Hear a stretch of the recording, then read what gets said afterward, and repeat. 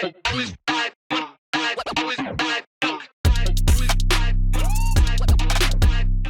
welcome everybody to another episode of Unleash the Six. My name is Cheyanne. Thank you for joining us.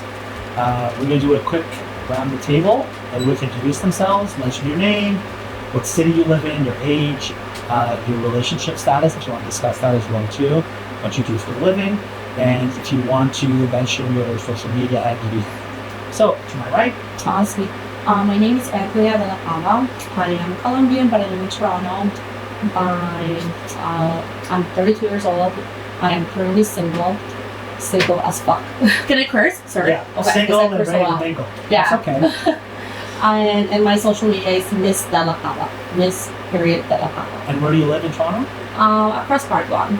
Okay. Yeah. So what's that called? What's that area called? Swansea. Like I'm in between Queensway and Lakeshore. Okay, cool. Yeah. Perfect. Moving along.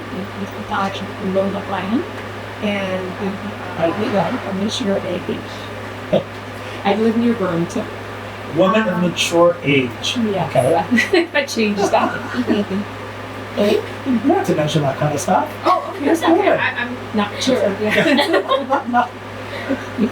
And so, your social media, you want to share that with us? Lola 7 Perfect.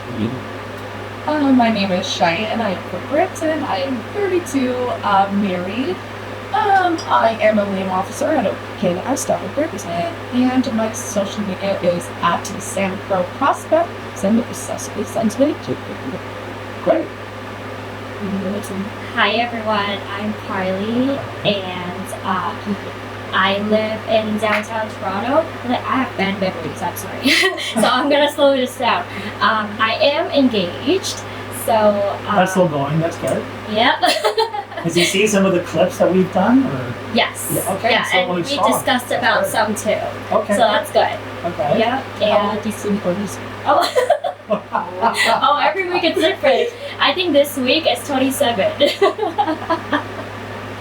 Yep, and my Instagram handle is ITS_Asian Kylie Girl. That's too loud. Okay, so I wanted to get to the first topic that we that I really want to discuss. Chris, if you can put the video up for us. So if you can go ahead and just play that for everybody.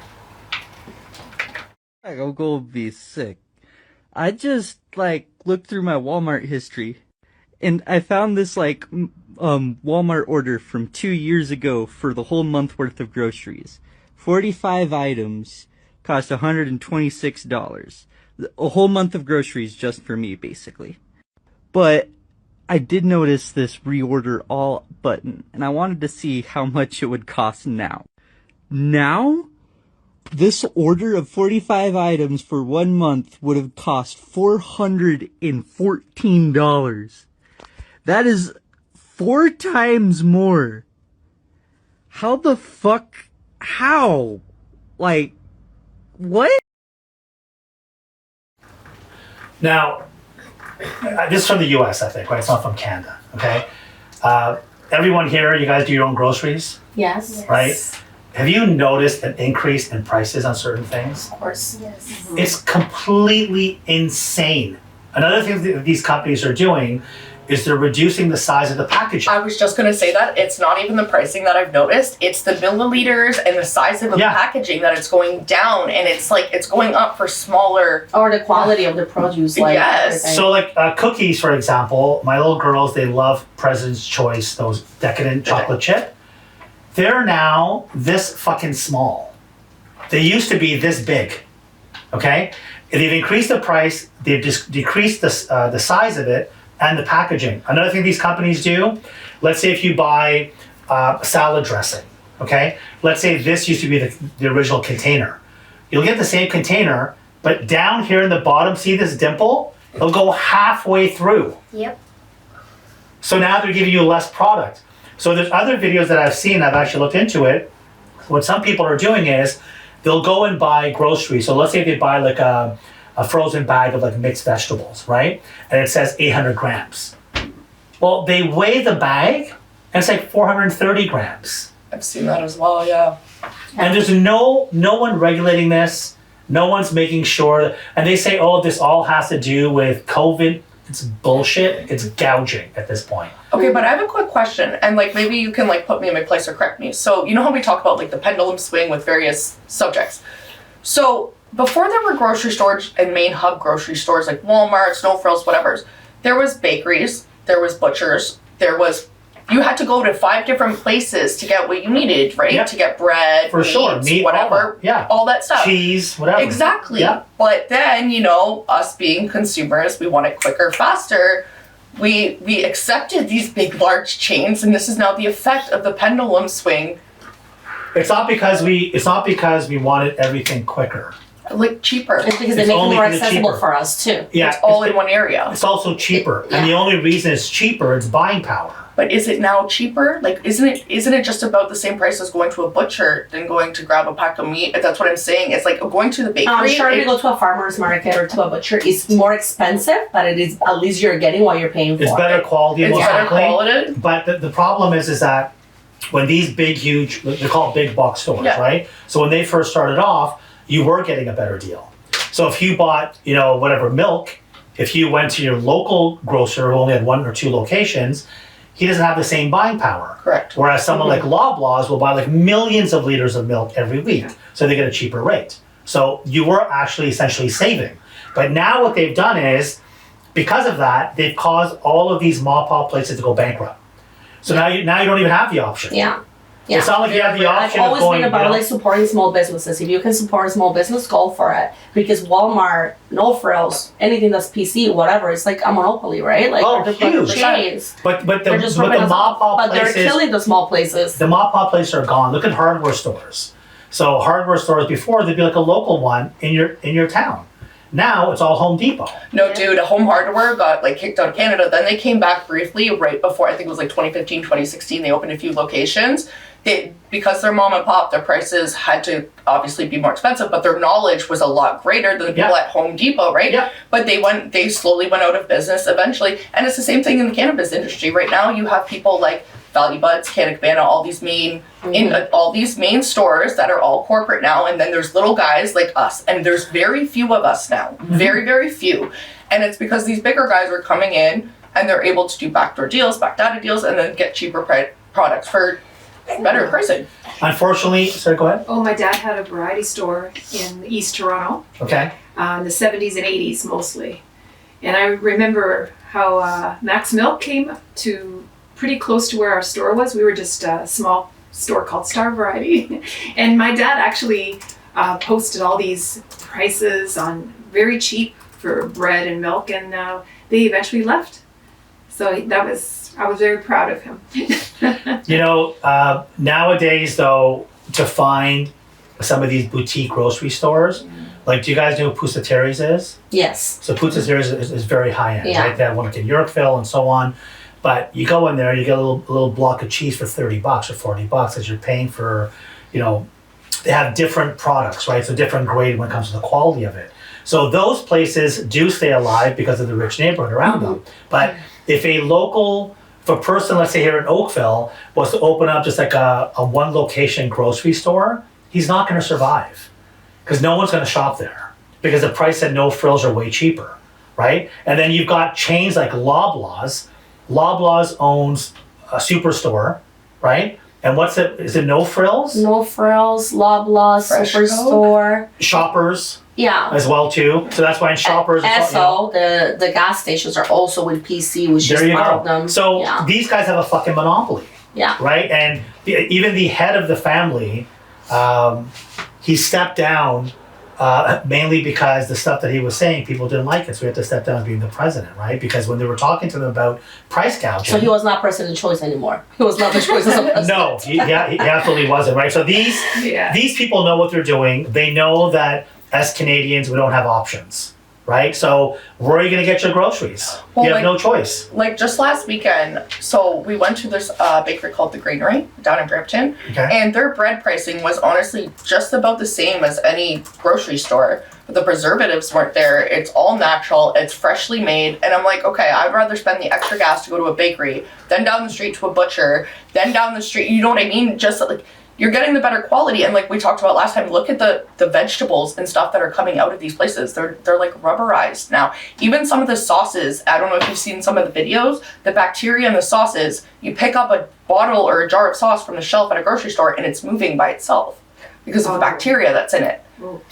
So you know the rubberized stuff. When you told me, I was like, I don't know. You didn't believe me. I know you did. I bought avocados from Costco, and when I cut them open, they were like rubber inside. Oh. You can't even eat that shit.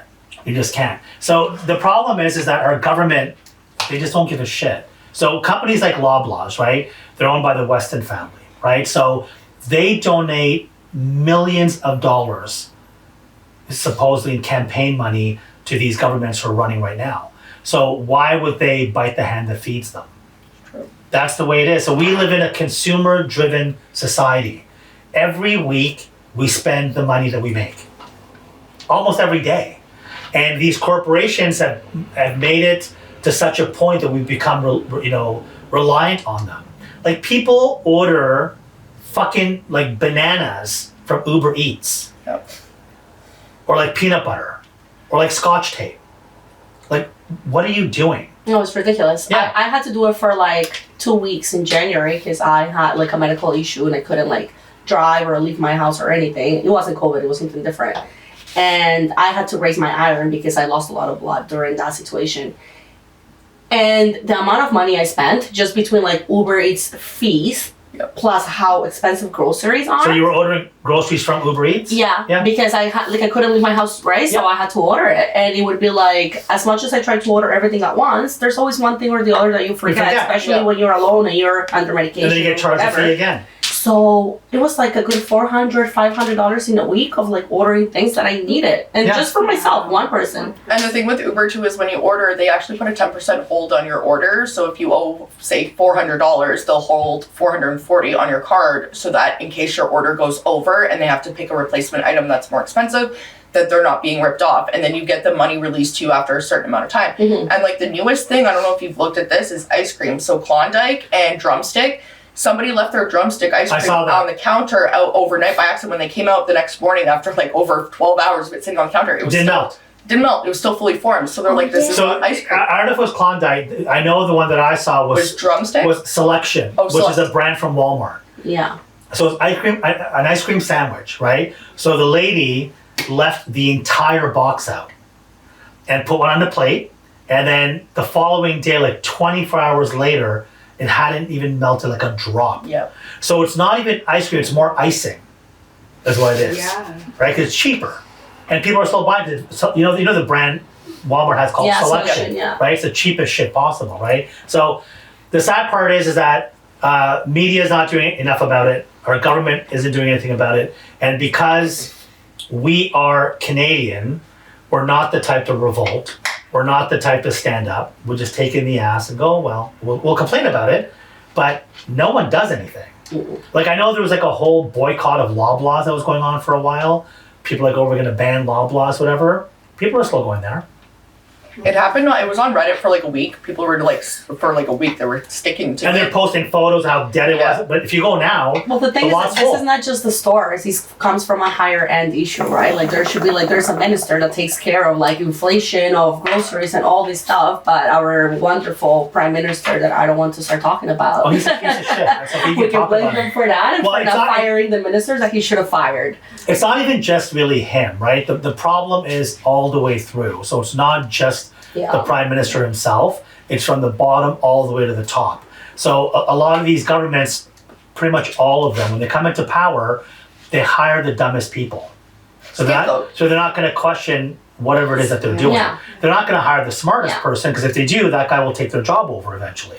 Yeah. Or is going to expose them. Yeah. So they hire really incompetent, dumb people. Well, also, and so much money is wasted on bad management on the government side, our taxpayer dollars. I think it's the same with all the job market right now. People just hire the most dumbest people to But it depends company. Where, right? Like no, private companies, none. Like if you walk into like a clothing store or whatever, it's got 3 locations. They're not going to hire the dumbest person, because that person is going to cost them more money over time. Nope. No? I've seen so No, many no, she's dumb right. people employee.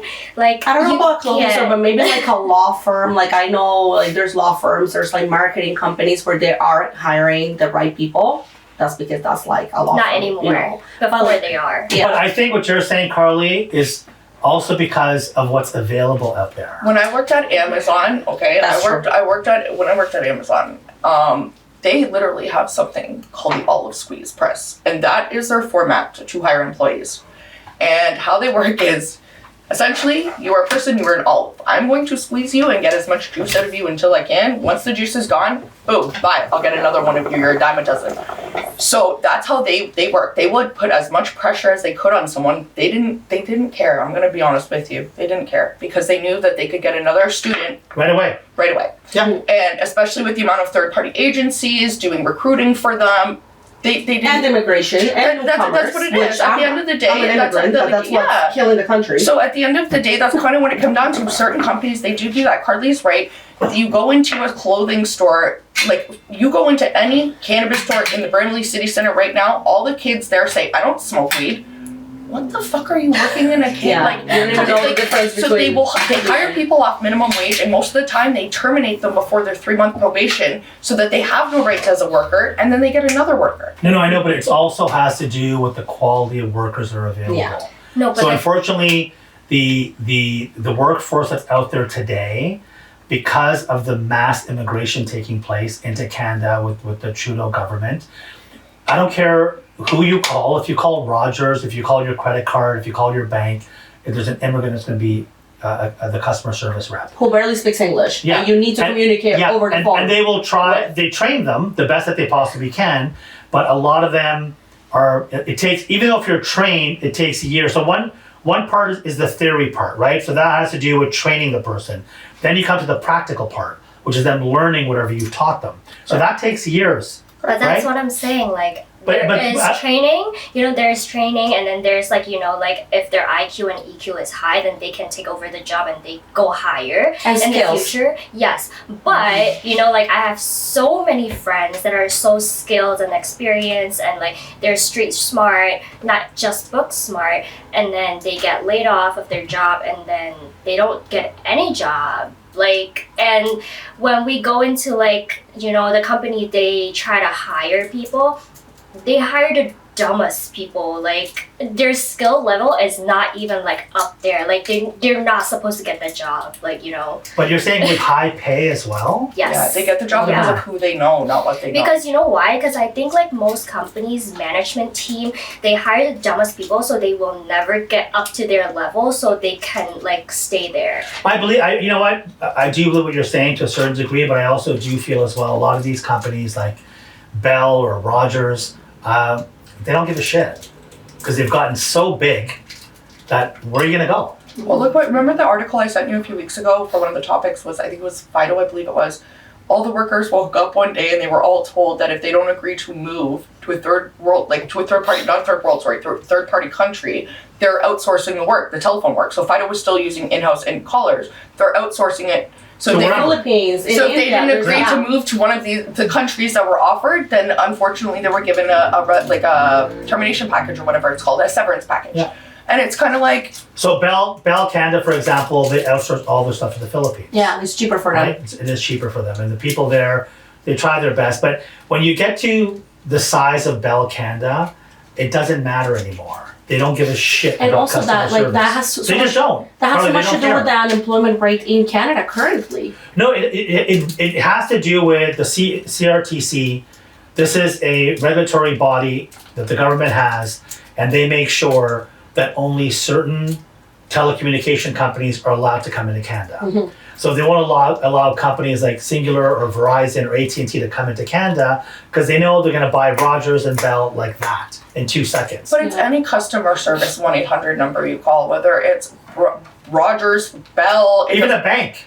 your bank, Call your it doesn't bank. matter what it Yeah. is. It could be just anything, insurance. I'm telling you, it's also because of the fact that the workforce that's available is all that they have.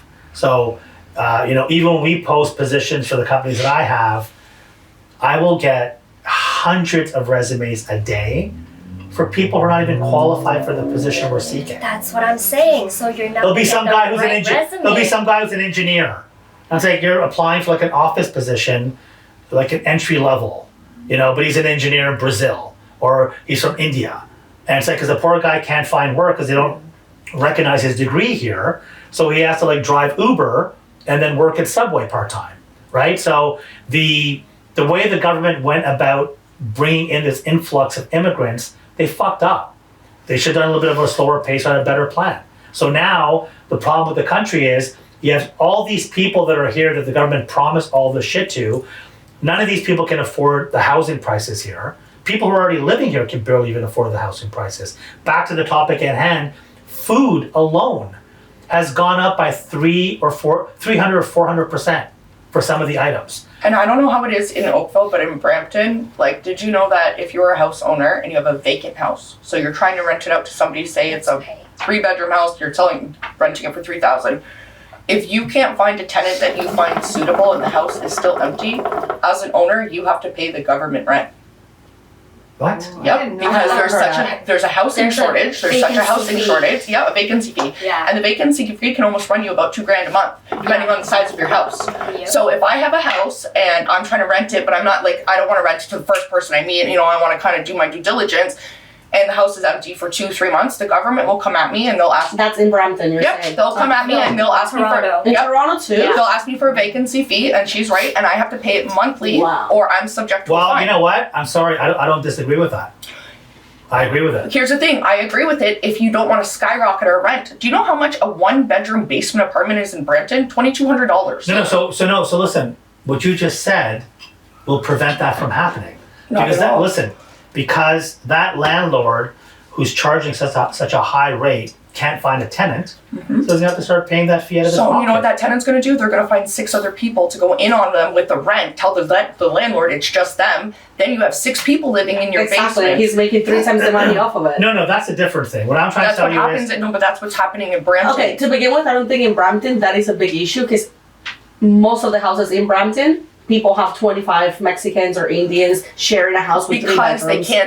they can't get them for market value for one family. no, but they're also gouging. These landlords have increased the prices because the new law that the Ford government brought in is that there's no limitation. I believe It for used to be only houses, 4% a year. 2.9 or something like that it was, and then they said houses that were built after a certain year, Date, yeah. they can go as high as they want. So there was one story I remember, I think it was in Stouffville or Whitby. A family lived in this home, mother, father, and 3 kids for like 4 or 5 years. And then the landlord basically told them that their rent's going to go up by like 40%. I think And it's that's- we can't- I'll we tell you can't one afford thing. that. I'll tell you one thing. I graduated as a paralegal just recently last year, and according to residential law, that's still illegal. You cannot bump the rent over 4% a year. I was Okay. going to say. I don't know. So I don't know about that. if they do it, you can take them to the landlord and tenant Yes, board because- and start a claim because it's still 4%. Correct me if I'm wrong, they can raise it further, more than 5%, 4%, if they can prove that there was like reconstruction done on the house, like plumbing or anything done that increased the house of the value of getting a new roof,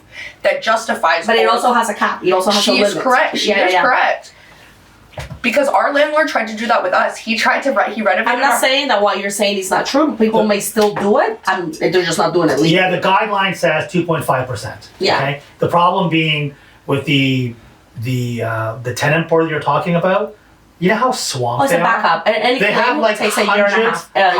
hundreds Nobody's and gonna care hundreds. about that. Yeah. No, but people do it. People do it because You where do I it, but did you'll never get a response. my No. placement was all about landlord and tenant board, and these paralegals have a lot of work because people still come there. They're like, I'm trying to kick out my tenant. I'm trying to do Listen, this. there is a So there's guideline. claims. There is a guideline, but for you to go through that entire procedure, Oh, yeah. good luck. Yeah. The amount of time it's going to take, Yeah. the legal fees you got to pay, it's just a headache. So most people are like, oh, fuck it. They just move and find Yeah. another place to live, right? Landlord and tenant board and small claims court are the two that I know, they're I've ready been- for I've been- 2 or 3 years to actually get your claim solved. Dude, 2018 I've been waiting for a date. Yeah. I got one in 2023, July 17th. On the 15th, For what? for I'm suing my old company because during Small claims? for small claims for sexual harassment, and then July 13th or July 17th, 2023, they said, okay, that's your court date. July 15th, they emailed me. They said, oh, postponed. Yeah, I have a case since 2019 too. Yeah, they don't care. They just don't. They don't give a shit, No. right? Again, The system's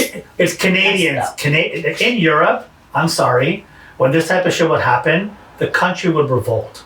They'd be burning fucking buildings, tar and feathering the politicians. They don't put up with that shit. Here, we take it in the ass. I mentioned this before. Canada, Ontario itself had the longest lockdown during COVID of any place in the world. So that just shows how submissive we are. And whatever the government says, we believe it, and we just sit back, okay, we understand. Look at gas prices. Like, no one's even making any noise about this stuff. No one cares. You're right. Everyone's still paying whatever the rates are. If people were actually to band together and to boycott certain places, yeah, it would affect their pocketbook. And they would automatically react to that. But we don't do that. But again, I think that comes from the place that, of course, everyone blames the main person who's our prime minister. That prime minister has brought here a big chunk of the population we have nowadays in Canada who are grateful because they were brought here, given papers easily. On top of that, the people that are happy because they got benefits during COVID, I mean, I do myself too, but I still think that things shouldn't be the way they are nowadays just because he gave us a freaking benefit, you know? But that's the purpose of like his government right now. We give people little benefits here and there so they live happy with that and they don't rebel against us. And we can go and do all of this that we've been doing. Like inflation is over 30%, gas prices are ridiculous, skyrocketing. Yeah. And he's firing, like I said before, the wrong ministers and not the ones that are actually doing all this damage to this country. Well, the only thing that's why people are leaving Canada. Well, the only thing that they care People are about, leaving Canada. you know, but a lot of people who are coming here are leaving.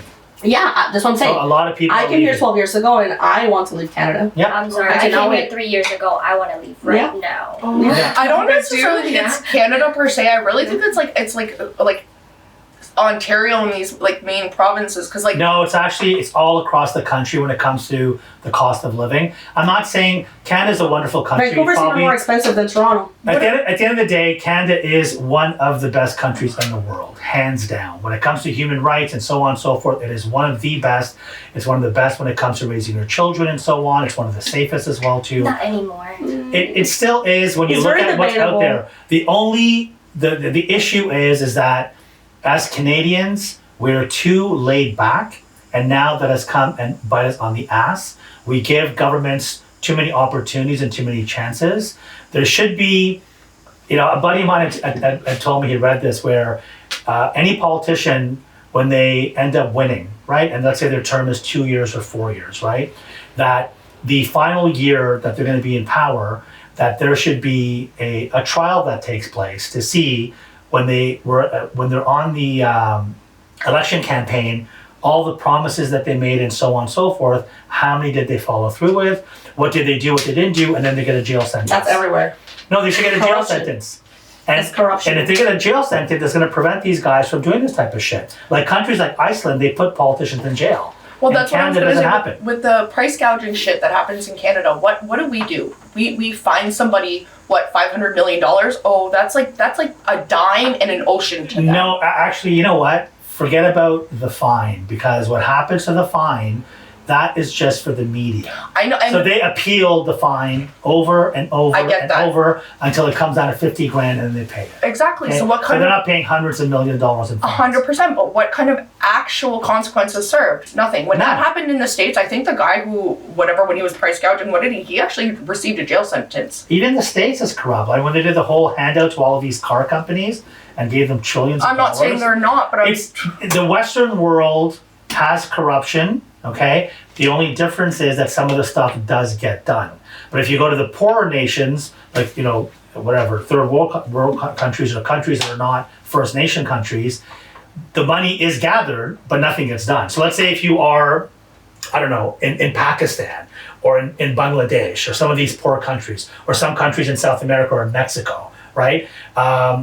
In some parts of Mexico, let's say if they had to rebuild a highway, okay, and the money was raised by taxes, the highway never gets rebuilt because the politician's in charge of that, the Minister of Transportation, he pockets most of that shit. right? And no one says anything about it. So the infrastructure is falling apart. Here, things do get done. They slowly get done, but the corruption is on a Besides super the high Eglinton level. last construction. Oh. That's been 40 years. But you know, Yes. if I see what you're saying though. In that perspective, I get what you're saying. So I know at what you're least saying, yeah. here, things do get done. Yeah. Things are still running, but the corruption is so high, but we don't know it. So one example, I mentioned this before. If you drive, you've experienced this. If there's an accident on the highway, okay, you will see 2 fire trucks fucking park perpendicular to the highway, blocking 2 lanes. You'll see 2 ambulances. You'll see 8 cop cars. Meanwhile, just a fender bender. They didn't need an ambulance. They didn't need the fire trucks. So why do they do that? So the fire department, let's say the fire department of Oakville. The fire department of Oakville, let's say for 2024, let's say they got a budget for $1 million. Okay? If at the end of the year they only used 700,000 of it, the following year they're only going to get 700,000. Yeah. If they exceed it, now they can ask for more. So every single time a call comes in, right, and they know on their CB, oh, you know what, there's an accident, they'll send a fire truck out, even though nobody asked for a fire truck. And So they can put it in their logbook. Yeah. Okay, so now instead of a million, they spent 1.5, they're now going to ask for 1.8. And the government will go, okay, you got it. Any businesses like that, Yeah. when I worked at my old warehouse company, I'm not gonna say names, whatever.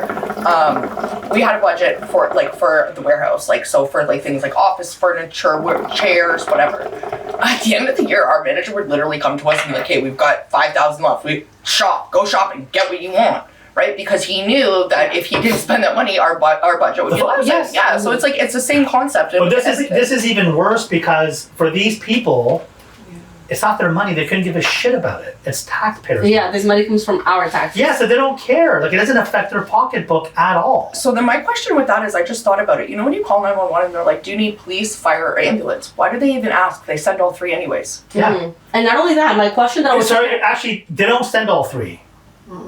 It's the departments themselves that send it. So they're not told a fire truck has to go to this accident. They automatically go on. Well, they ask when you call, do you need a fire? No, because they want to know if it's a fire, if someone's sick or Correct. what. But it's not, they don't put it on their fucking seat, their walkie-talkie bullshit system that they have. They don't go, we need a fire truck there, we need to have 5 ambulances.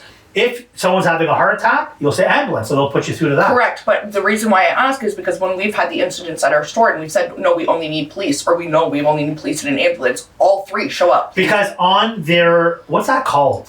Is it the CB system? You know what I'm talking about, Christian? Like their dispatch. Yeah. Yeah. So on the intercom at all of these stations in the vehicles as well too, it will say accident at whatever, Yonge and Eglinton, 2-car accident, blah blah blah, which is called in. The fire department hears the same thing, and the fire marshal will go, okay, you guys go.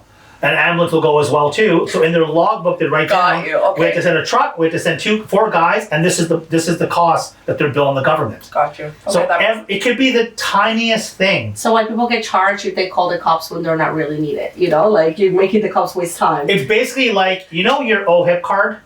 Yep. Your OHIP card is a credit card. Yes. Did you know that? I don't have one. You don't have one? I didn't Okay, apply for it yet. So the OHIP card is like a credit card. When you go to the doctors, they swipe it. Yeah. Every time they swipe it, the government gives the money. So the government covers a certain amount of your cost for you. So if you go to a walk-in clinic to go see a doctor, it's free. But that clinic swipes it, and let's say per patient they get paid $150. At the end of the month, the government sends them the payment based on how many swipes they had. So some places have been caught with over swiping. They do that as well too. So this is the same thing when it comes to any branch, whether it's fire, police, ambulance. Every single time they get a call, now money's being used. Why do you, downtown Toronto, at every single construction site, there's a fucking cop car parked there. The car's running and he's sitting inside. Why do you need a cop where they're paving the road? Well, you know what, Cam, in Brampton, they're not even in the cars. Yeah. My question is, I'm chilling. curious, I'm like, where are you guys right now? Because your car's there, the lights Running. are Where? And the cops are being paid a time and a half. You know what it is? Another cop came and picked them up and they're Went for a coffee. Yeah, they went Yeah. for their fucking Buy round. donuts. Yeah. Like free donuts at Timmy's. So in Toronto, I've told cops off because they cause even more traffic. Everyone for some reason, like most people start panicking when they see sirens. Everyone's all nervous. What the fuck? Why are you nervous, first of all? And they cause more traffic because now you have this cop car there. Everyone's slowing down, panicking. They've already got pylons up. Yep. Why do we need a cop car there? Are you like working on bombs? Are you retrieving a fucking bomb? Actually, do you know the comedian Aziz Ansari? He talks about this where he grew up, like, and he says, like, back home with like India and stuff, he goes, we have more traffic than anywhere in Canada, than the States. He goes, but we don't have the same amount of traffic jams. Why? He said, we have 4 lines of traffic, but there's 6 cars driving. Yeah. And when there's a car accident, we are not rubbernecking and we're not looking, oh, what's going on? We just keep driving. They don't give a shit. Because to them, it's actually, it's a different culture standard. It's rude to do that. Like, you don't do that, right? And so to them, they just keep driving. That's it. So it's like, it's crazy how they have more people, less traffic jams, and the coordination there is a lot better. Do you know that the busiest highway in the world, you know what highway it is? 401? Yeah, 401. It has 19 lanes. In the world. It's the biggest one too. But it's the busiest. Busiest and the biggest. I mean, how can we have busier highways than China and India? Because they shut down the whole highway if something... And there's still traffic and there's still issues. Well, listen, It'll be the there's biggest. billions of people in China and India.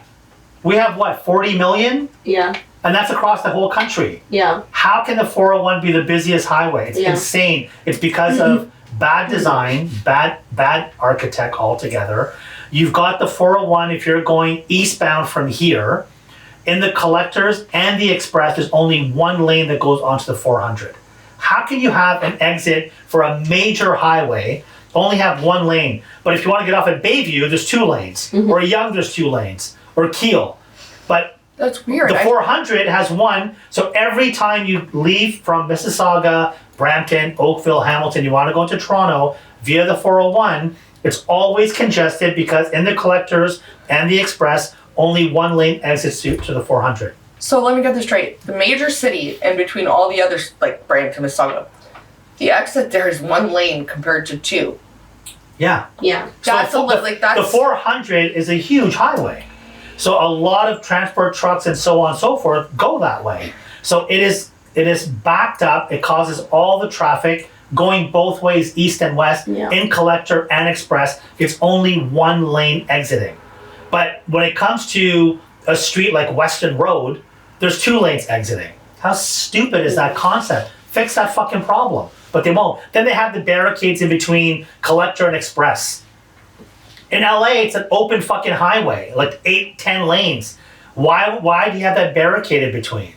Well, there's no point. Have 8 lanes. I just seen yesterday. This one has 8 one way and 8 coming the other. That's no, but they have a barrier in between collector and express. Yeah. Why do you have that barrier? That's why I know it's 18, because I saw it. It's the biggest highway and the busiest in the world. But it's busiest only because of the bad design that it has. It just shows. Well, to be that big, it shouldn't be. It's one of the most deadliest highways as well, too. I just seen yesterday that apparently Elon Musk has started in Las Vegas. If you own a Tesla, there's certain exits and tunnels now that you can take that his company has built to go underground, and you get to areas twice as fast. Yeah. He started in Las Vegas, and it worked out so well that now he's starting to do it in different areas in different countries. So it's but the bullshit behind all of that, I'm sorry, with Elon Musk, I know people keep praising this fucking I'm not praising it, I just thought it was kind of cool that people are going to be traffic. What's really unfair is that you have companies in China that have built electric cars for 10 grand that match a Tesla, or they're even better than Tesla. But again, like the CRTC, the governments in Canada and the US have blocked those vehicles to come here. That's why Elon Musk is part of the elite group. Well, no, he's part of that group that is managing the whole world and the new world order. And if you pay money to the right people, they're going to make sure that your product, wherever you're pushing, will be on the top. But if our government, we elect our government to make our lives better.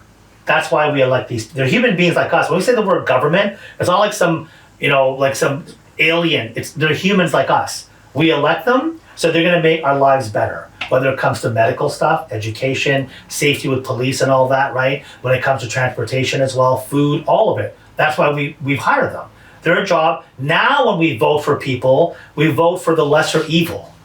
It's not about who's going to make my life better, who's going to fuck it up less. Yeah. That's a really good point. But that's what it's come to. But before, the way it used to be, when you had these, us being constituents, our job was, okay, I think, Bill Smith, he seems like an honest guy, he's a God-fearing guy, he's a good guy, he's a good husband, he's a good father, he volunteers, he goes to church. I think I trust him, he's going to be an honest man. And then he had to prove himself, and he made sure he improved the quality of our life. Every government that we elect now, anywhere in the world, your life doesn't get better. Same idea. The way that I've been saying it for years is nowadays you don't vote for the best option, you vote for the least worst because they're all bad. Yeah, fair enough. And they all lie because at the end of the day, all they want is the vote. Okay, but I have a question about that. I understand politicians lie, but just devil's advocate quick. So if you're a politician, okay, and there's a standard, you have to be married, you can't have a divorce, you gotta be a great husband, you gotta be a great wife, whatever. If a politician legitimately came out and said, yeah, I just divorced my wife, wasn't feeling it, we grew in different directions, she's gonna take the kids, and was legitimately honest the way that what actually goes on in a regular household, how many people would actually vote for him? Slim to none. That's not true. That would be the expectation because everybody's voting for the guy that's with his wife and whatever. But the thing is, if a politician feels like he already has to lie in order to get the vote because he has to put up a certain societal standard, then doesn't that kind of start with us? Like for me as a politician, that's kind of why I like Pierre, because he's a little ruthless, but he's kind of true. He seems like what he's saying is just it's coming out of his mouth. Pierre Poirier, not Trudeau. And Pierre. Yeah. It sounds like he's just sounds like he's just speaking. It's not on a script, right? He insults people, whatever. So that I seem is a little bit more genuine. Where I feel like if his wife and him were divorcing, he wouldn't make her ride it out for 4 years. He'd turn around and be like, "No, me and my wife aren't working out." I like him too a lot. I met him in person, and the guy, I met him in person. I served him. I work at a hotel. Yeah. I served him, not knowing that it was him, brought him his lunch. And the guy got up from the table, approached me, like if I was the one running to be the prime minister. He made me feel like I was so special, so educated. But then, of course, I'm like, he's trying to get me to vote for him. Yeah. But also, I do like him because even though he's conservative, which I think this country kind of needs right now, his wife is Venezuelan, so I think he's not going to be so rough on immigrants. But he will be a bit, which is the balance that Canada needs right now. It's a little bit. So your point on what you just said. And for me, just to kind of prove I'm wrong. I'm just I'm going to tell you the reality. Donald Trump won even after he says that he's so famous he can walk up to any girl and grab her by the pussy. Okay? Yeah, I heard that. He had an affair with a porn star the same week while his wife gave birth to their child, Barron. Okay? He had so many sexual allegations against him, but yet he still won as and got elected as a president, right? So the thing is, you're totally right. I definitely do blame. At the end of the day, we're the ones who are electing these people, correct? Right? So we have a certain criteria, and they know what the criteria. So they know the game. If I check off these boxes, I have a better chance of being elected. But maybe Donald Trump won because he owned it. He said, "Yeah, I did all those things." No, but you get what I'm saying. Whereas Clinton and all those people, they deny. They put on this facade. Obviously, no, but he never owned any of it. He never admitted that he had sex with Stormy Daniels. He denied all of it. He's still denying it. There's Biddy. No, but he's still denying it. He's denying all of it. Okay, right? well that's okay. See, I thought he was owning it, but that's all I was saying. No, he's owning the part that he thinks he's like a demigod, that he can walk up to any girl and grab her by the pussy. Right? Didn't he went to jail already and then got out? No. He did get the. He got convicted. He got charged. So they're gonna give him a sentence next month. He's not gonna go to jail. He's gonna be president again. We all know that. Well, yeah, but he already committed a crime. But he's still at this president. point now, it's not going to make much of a difference who gets elected. It's really going to affect more of the rest of the world. If it's going to be Trump or Harris, it's going to affect more us here in Canada, and especially in the Middle East and so on. Those places will get affected more based on who comes into power. What's going to happen with the Ukraine war as well too. If Trump comes in, the war's over. That's one good thing about him. He's not a war president. You've seen who she voted in as her vice president, though, right? Yeah. Yeah, he's all supportive of gender reassignment surgery as for kids. Yeah, but that's liberals for you. Yeah, but that's my point. It's that's gonna because they want the votes. Yeah, okay. So they don't give a shit. Listen, they will say anything to get votes. Mm-hmm. So the world that we live in today is completely divided. You've got one side conservatives, and you have one side that are liberals, and you have another side that they don't give a shit. The majority is one or the other. And what happens is, it's a silo effect. We talked about this before. If you hate Donald Trump, everything you follow on social media is about negative shit that he's done. The people you talk to, your friends, you all unanimously hate this guy, okay? If you love him, you think he's a saint, you could have never done anything wrong. If you hate Donald Trump, you watch CNN. If you love Donald Trump, you watch Fox News. So the media companies already know the game, so they divided the world as well too. They know we're just gonna keep saying lies about him, saying how amazing he is, and the other side's gonna bash everything. Meanwhile, he may have done something good. But the CNN is never going to talk about that. And anything bad that he's done, Fox will never mention either. Because they've already got their audience. And they're happy that way. So they're going to continue to create this divide and conquer bullshit. That's why the election was so close last time. And it's going to be equally as close now. The problem with Trudeau is, Trudeau should have stepped down a while ago. The harm that he's going to cause to the Liberal Party is going to be there for 10, 15 years. The same way the Liberal Party in Ontario fucked up so badly that this clown Doug Ford, who's running right now, he's not even qualified. Dude, like his brother was the mayor of Toronto, but these guys he's not qualified to be a premier. But there was no other option available. Well, did you see, remember we were talking about the high car thefts and whatever? So the Liberal government, you can look this up, they had come out with an article that said something to the effect of, and I think it was June or July, that there was a huge reduction in car thefts all of a sudden, right? Like, oh my God, great, whatever we're doing as Liberal government is working. However, what they proceeded not to tell everybody is when the people being convicted for the car thefts were going before a judge, their charges were being dropped or lessened. So it didn't show up as a car theft. So it didn't show up as an actual statistic for car theft. So yes, they were arrested at the time for theft over the car theft, whatever, carjacking. But at the time of actually being charged in front of a judge, it was, you know what, you got a good, okay, you've been a good kid, you know what, we're going to give you probation. Yeah, and a lesser charge. And a lesser charge, and if you commit to this, then we'll withdraw the charge. So when it came down to it, yes, it looked like on paper that all these things had gotten better, but if you think, nobody was getting charged. That's why you can't trust the system. Nobody was getting charged. The system is rigged. Chris, can we go on to the next video?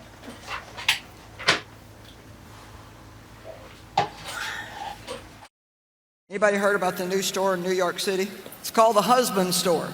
And you can go there and shop for a husband. There's 6 floors in this store. You can only visit each floor one time though. And each floor you go up, the value increases. You may choose any item from any particular floor, but you can go up a floor, but you cannot go back down. So there was a woman who went to the husband store to find herself a husband. On the first floor, the sign on the door read, "These men have jobs." That sounded good. These men have jobs. Floor 2 says, "These men have jobs and love kids." Floor number 3 said, "These men have jobs, love kids, and are extremely good looking." Wow, she thought, this is sounding pretty good, but I'm compelled to go on to the next floor. Well, she does go to the 4th floor, and the sign reads, "These men have jobs, love kids, are drop dead, good looking, and they help with the housework." "Oh, mercy me," she said, "I can hardly stand it." Still, she said, "I've got to go on." She went to the 5th floor. "These men have jobs, love kids, are drop dead, gorgeous, help with the housework, and have a very strong romantic streak."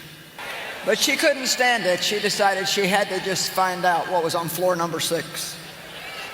Floor number 6 said, "You are visitor 31,456. To this floor, there are no men on this floor. This floor exists solely as proof that women are impossible to please." Oh my God. So, wow. Any comments on that? Interesting. It's true. I'm a woman and I agree with it. You do? Yeah. Okay, you're honest. Because curiosity, it's not only that we're hard to please, we're very hard to please, but we always want to know what else, what else can we get, what else is there, you know?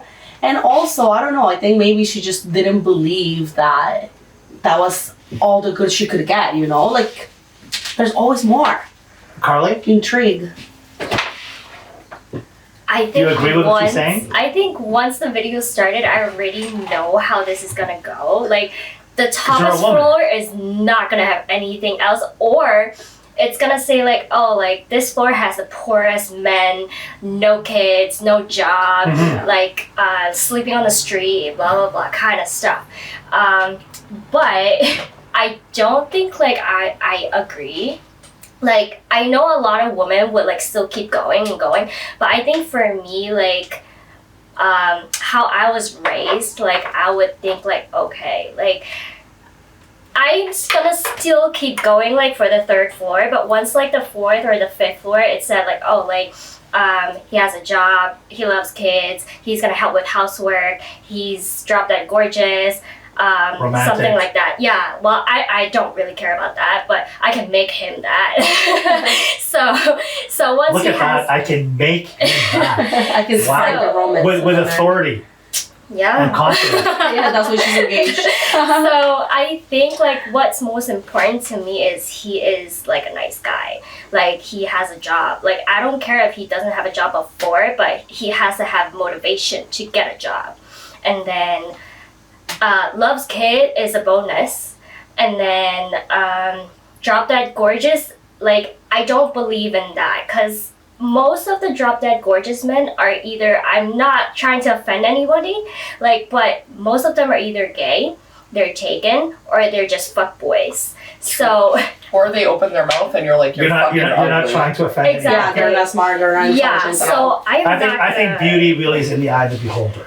So I'm not gonna go to those Yeah. men. So the only thing I care about is they are caring, like, and they have a job, they are motivated. But so do you agree with the message here that the woman is trying to get across? I do. Yeah. Sorry, I have to defend myself because when you said things, I'm like, yeah, no, I wouldn't. Like, I agree that for the standard of women that would go shopping for a husband, that's the mentality they would have to go up to the 6th floor. But of course, as a smart woman that I am, I'm like, that's not. You're probably gonna get there and it was all a trick, because you should settle with what makes you happy, and I think not that want it all. But I kind of think like at the end of the day, like we're looking at it from, and I'm not trying to whatever, we're looking at it from a what can I get better perspective. For me, looking back on what she just said, yes, I do agree.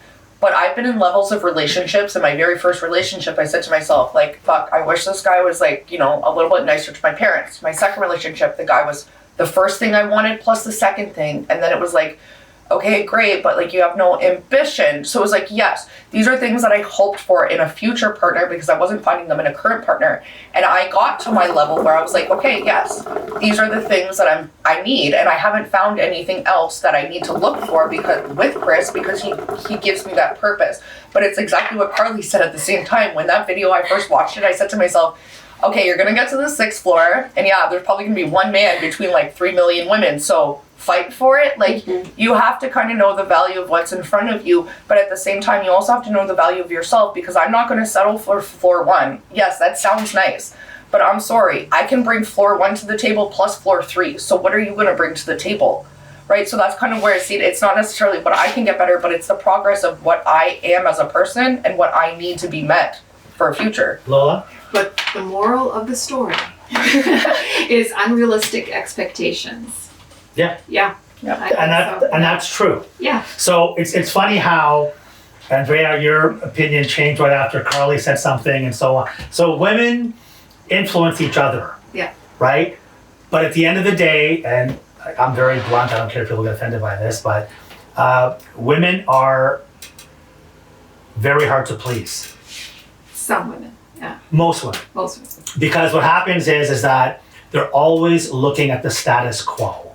So they're looking at the other couple or the other woman or the other man or the other this. Yeah. And they always kind of have this mentality of what if, like the grass might be greener on the other side, when in fact it's not. I had this moment today actually, because one of the girls that works in the same plaza as me, she's going to the Pink concert tonight, right? And her like boyfriend, whatever, he got them like a B&B condo above the what do you call it? The Sky Dome and all this stuff. Roger, and she's like she's not bragging, she's just excited. She's telling me and I'm excited for it. I'm like, great, this is amazing, right?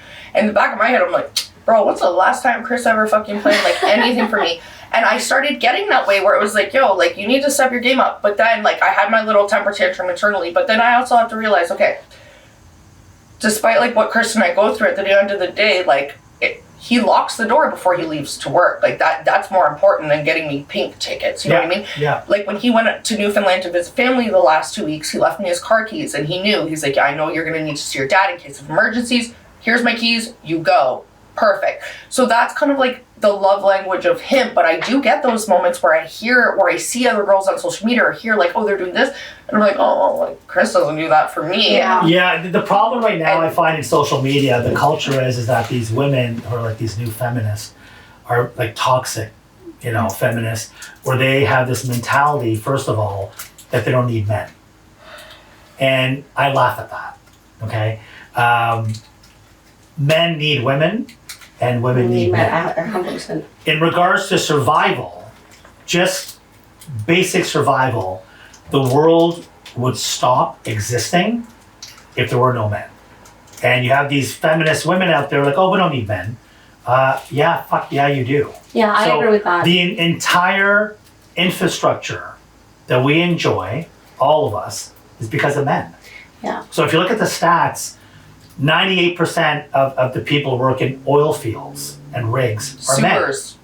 The sewer system, garbage removal, I think it's something like, 91%. The police force, over 80%. Fire, over 80%.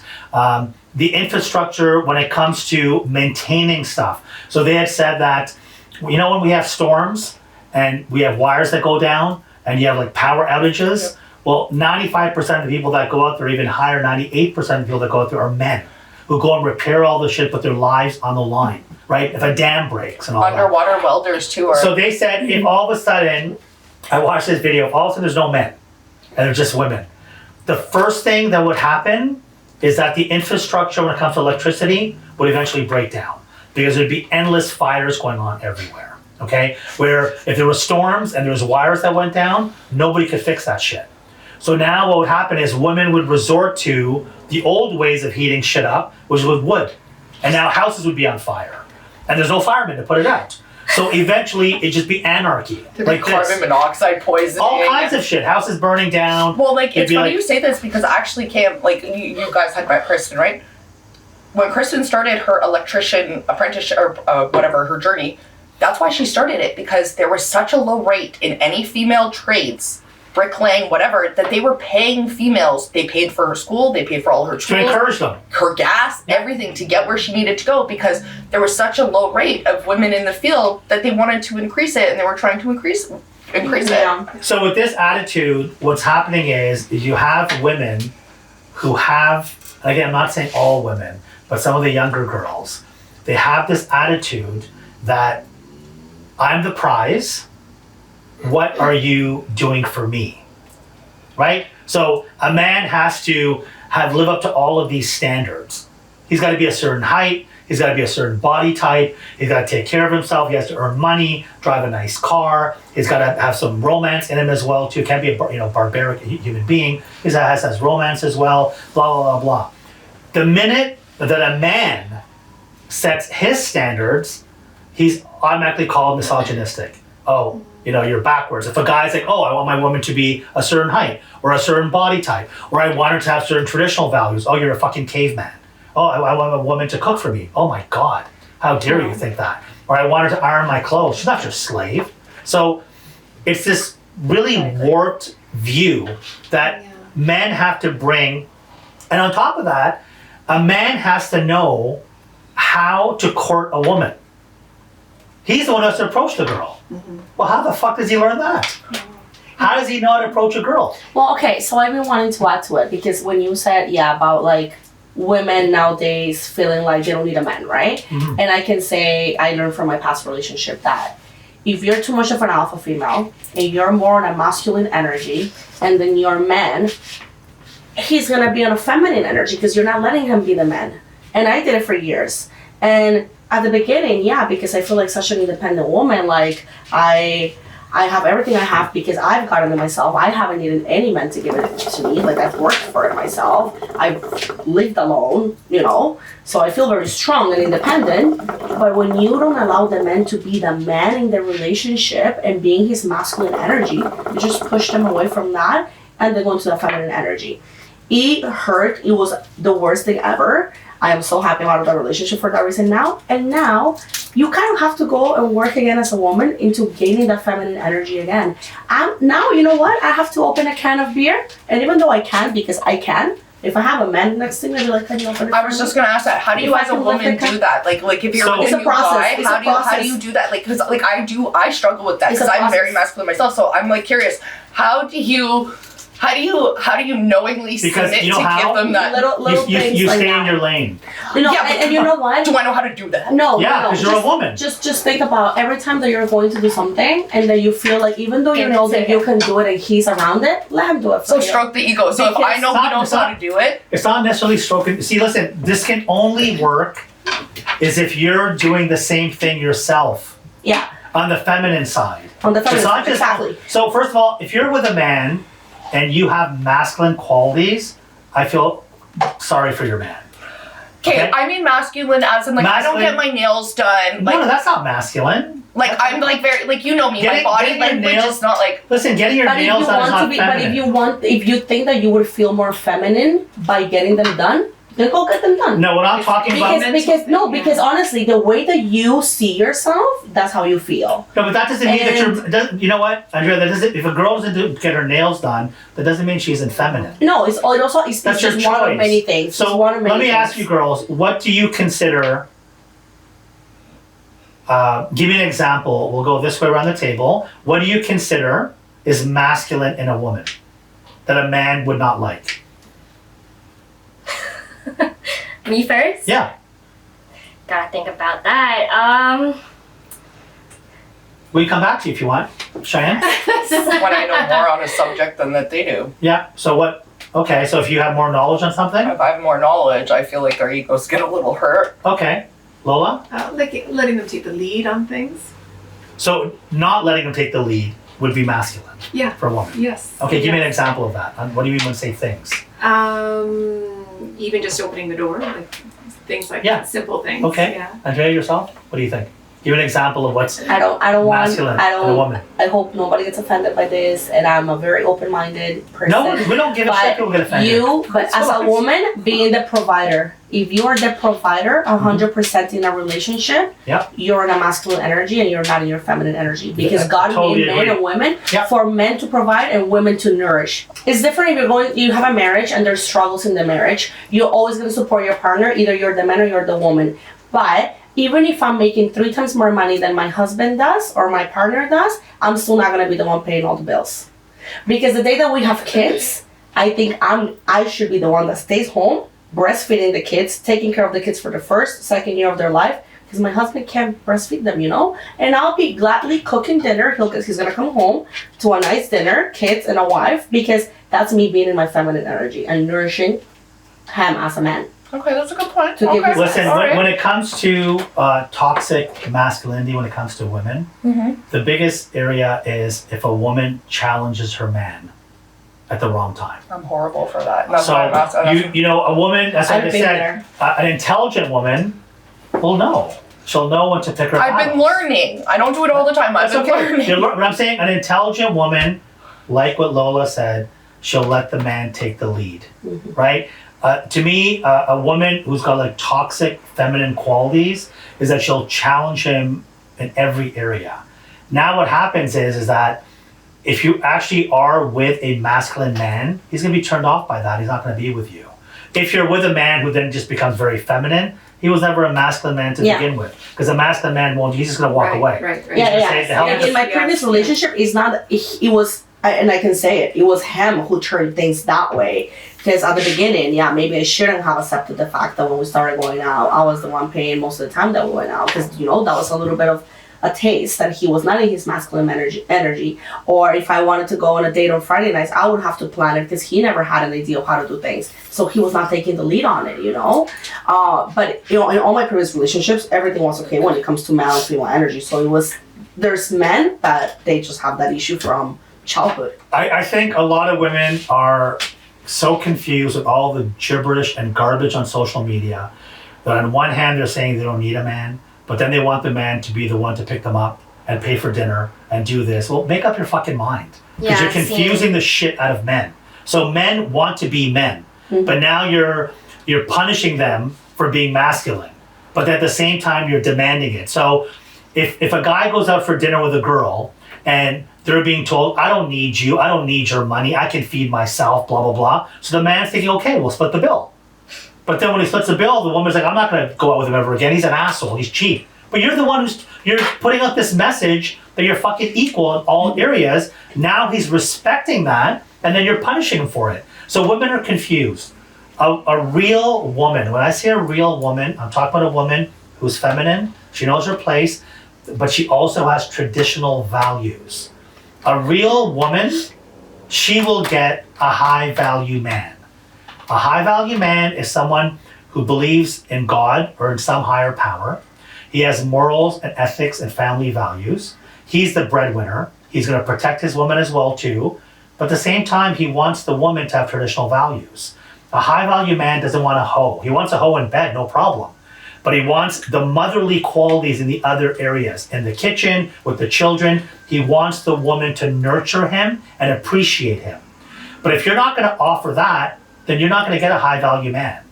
You're just not going, because that guy's going to leave. I'm thinking of something right now that is very like What? direct, or maybe I don't know, maybe funny, but like I'm thinking about like these men that want to be the stay-home dad and their wife goes to work when the baby's like 3 months or 4 months. I'm like, that guy's probably gonna end up being gay. He's probably gay. Okay, No, it's here's not the that thing. he's gay. You know Here's the why? thing. I always struggle with that. I always struggle If you're with okay that. with your wife leaving the Because- house instead of breastfeeding the kids at 2 He's not, you know months what? of your He's kids, not gay. he's just lazy. What? No, he's not even lazy.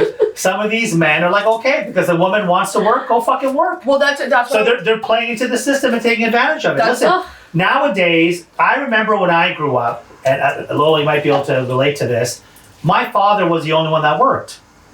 And he was able to raise an entire family and pay for college, university, all on one income, and own a house, and have 3 cars, all of it. Today, that's very hard to do. Correct. So, like you were saying about working, there's nothing wrong in working as a team.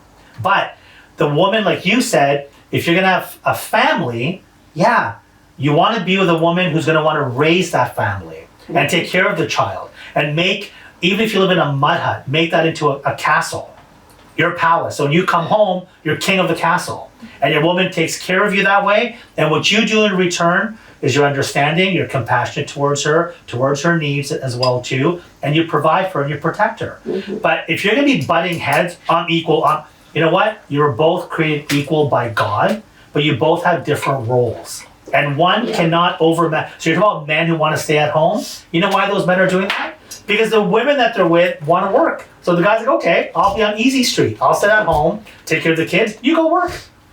And the woman's like, okay. And then later on they start regretting it. Okay, but I kind of struggled with that because here's the thing, and I know this can sound a little manipulative, but I never knew like if I'd be like a good mom or not, right? So my thing was always like, it's fine, I'll have the baby. You can stay home. You can take the paternity leave. I'll go back to work like the week later. In the back of my mind, I'm going, that way, if the kid ever gets fucked up, I have someone to blame. Like, you were at home with the kid, not me. But, like, that's, and I know that's the wrong way to think. I'm just saying, but, like, what you just said is correct. And, like, what Andrea's just said is correct. It's like, you should be home for the first little bit to bond with the baby and then give your chance for your man to feel that masculine energy and then for yourself to feel that feminine energy as well. I think it's just nature. That's just how it should be. It's the nature of things. Do you guys know who Bill Blair is, the comedian? Bill Burr? Bill Burr. Blair. Yeah. Oh, no. Bill Burr.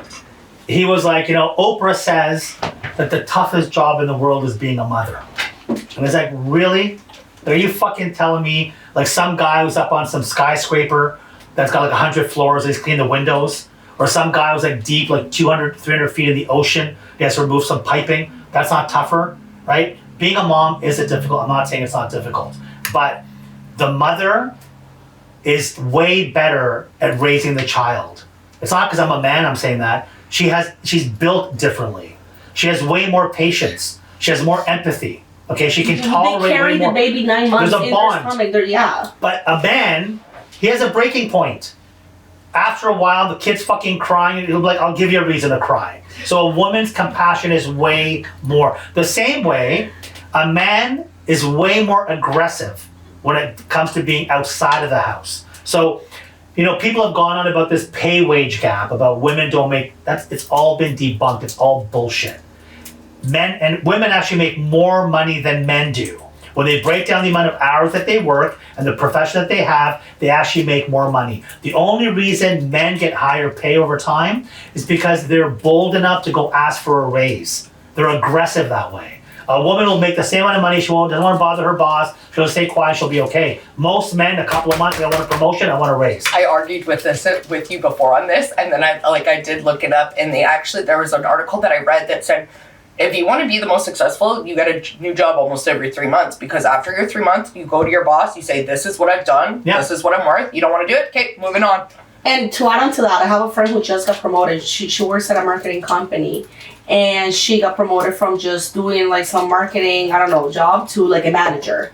And I'm like, oh, so is the raise really good? And she's like, not that much, because I'm internal promotion. When you go to another company, they pay you more. But when it's internal, you don't get paid that much because you've already been working for them for a long time. And they get a lot of They already know what you got paid before. You can go to apply for another job and get paid, I get paid $28 an hour when you only get paid $25. They don't have a way to prove that and check that you actually got paid that. So they'll actually pay you that or more. But your company knows what you get paid. So they won't And a lot of what they do with a lot of women as well too is they just give them a better title. Yeah. And they just feel so much more privileged because I'm the district manager with the same Unfortunately, pay. in Canada, there is no such thing as gender anymore, guys. So there's no such thing. Well, I mean, this whole video, the whole purpose behind it was, and I totally agree with it, is that most women don't know what they want from a man. They have an idea, but they're learning as they're going along, and they're molding him and changing him and whatever. But even the idea that they have is based on what they see other women having, and then they're like, oh, that looks nice, I think I want that. However, if you're raised well, and if you're raised properly, and you had a mother figure and a father figure in your life, and now you understand what values really matter, right? Family values, morals, and so on, you have a far better idea of what you're looking for. But if you come from a broken family, especially if you had a single mom, there's a way higher chance of you getting involved in a toxic relationship, relationship that's not going to help you at all whatsoever, and you're going to be very, very confused of what you're looking for. So, and also if you follow social media brainwashes you into thinking that because I'm the prize, I must get A to Z. And then they never get it. So now when they settle with someone, they're grumpy and pissed off and miserable. Because the guy that they're with, they think he's not my caliber, I have to settle with him. No, he actually is your caliber. He's a good guy, be grateful, and he'll get better over time. But most women want that perfect 100% guy. No, if he's got 60%, 65% of what you want, be very happy. It's a passive great girl. The other 30, 35%, you can improve that in him. And I'm not saying this. There's a UFC fighter who I really like, Ilya Topuria, and he said this. For you to find the person that you really want to have in your life, you need to write down what you need to work on yourself and become that. Once you become that, you will attract that. Yeah, 100%. And I think that's so fair. Yeah, whatever you put out is what you're going to get. But a lot of women, again, are delusional. They think that they can go to the 5th floor. Well, because they haven't healed their childhood trauma. Like, you need to heal so much stuff. I think they just know I think it's like childhood trauma in the sense what you always say. Or relationships. Women get their confidence from their father. Yep. They don't have that competent father figure. They're going to be flaky on themselves. 100%. They want to know what they're looking for. See, women, all women, I don't care who the woman is, most of them, except for dumb women like J-Lo, but all other women. Why are we just J-Lo all of a sudden? So I'll tell you what I mean by that. Women all punch up. What does that mean? They always want someone that's better than them. They want the guy to make better money than them. They want the guy to be taller than them, physically stronger. They're not gonna, a woman who makes $100,000 a year. Not me. I think I can always fix the men. So a woman who makes $100,000, or let's say if she wants, we call her a high value. Let's say she makes $200,000 a year. She's not gonna date somebody who works at Subway. A guy who makes $200,000 a year will date somebody who works at Subway. Unless she's an older woman, maybe. Even if she's you're totally right about that. But even that, a woman will want to have either he's like a boy toy for her, yes, or she wants to have a guy who makes good money. Men, you'll only find men who are millionaires who'll marry a broke woman. You're not going to find millionaire women who are going to marry a broke man. That's just not going to happen. Women always punch up. They date up. Men, a man doesn't give a shit what your education is. He doesn't care how much money you make. He cares more about what you're bringing when it comes to traditional values. and your values in general. That's what if he finds you attractive and so on. A woman will always want to be with a man who's better than her in other areas.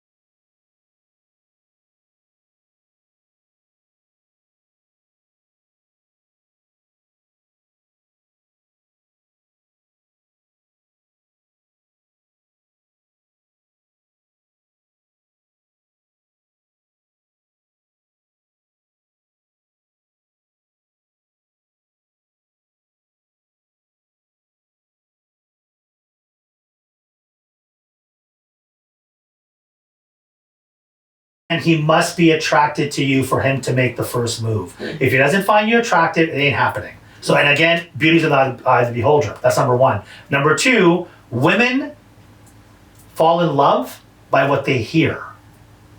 So if a man says sweet things to a woman, he's getting into her pants. That's all it takes. So if you are a player, then you know how to talk to women. And the woman can't just stop thinking about you. And he knows how to play the game where he'll keep you hot, give you a bunch of attention, then for 2 days he's gonna ghost you. And you're like, what the fuck, where is he? And then again, he'll be warm with you, and then he'll ghost you again. Now you're in the trap. He's got you, because you're dying for his attention. You want him to talk to you and tell you how much he misses you and loves you, and how beautiful you are. And you're like no other woman. You're the most special woman. Every woman wants that feeling. So a man, that's why men lie. Until I have to say this, because I've been working on that.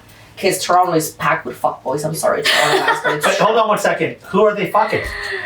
Girls that fall for their bullshit. Which is majority of the exactly. women. So this is what I was gonna say. So once you learn to see that, recognize it, and yeah, oh my god, he's doing all these sweet things and it's beautiful, and then he goes to me for 2 days, and you learn how to cut that off from the get go, and you don't. No, but even that. Then you actually cut that cycle. You learn to fall for different guys. Even that fuckboy is looking to settle down with a woman. That's what I was gonna say. It's a woman who've made him become that way. I feel like men already know what they want, so they're willing to be like, cut him off, because they know what they already want in that standard. Whereas women will be like, you know what? Okay, he didn't say it the way I wanted, but like I can make it work this way. Yeah. So they'll just go for it, and then they'll have every justification not to break up with the guy, and why it's their fault, whatever. And it'll be like a turmoil when the guy already knew from the beginning. Yeah. No, I'm not doing it. So a high value man is someone who makes, let's say, over 200 grand a year. Okay? He's successful, does his own thing. There's maybe, we did this, we looked up the stats last time, remember, Christian? What was it, like 3% or some shit like that in Canada? We said like 2.6. 2.6%. I was assuming all were straight. Yeah. This is all the men in Canada make over 200,000. You have 90% of the women who are after that for single. Okay? So this guy knows if he meets a girl at a bar, he knows what to say to her, he's gonna bang her, and he's not gonna call the next day. And she's gonna say he's a fuckboy, okay? But that's because all these women are throwing themselves at him and like, oh my God, I cannot believe, I know that I'm the quality that a high value man is looking for. No, you're not, bitch. You're just a hoe. He banged you because you happen to be at the bar with him, but he's not gonna settle with you, ever.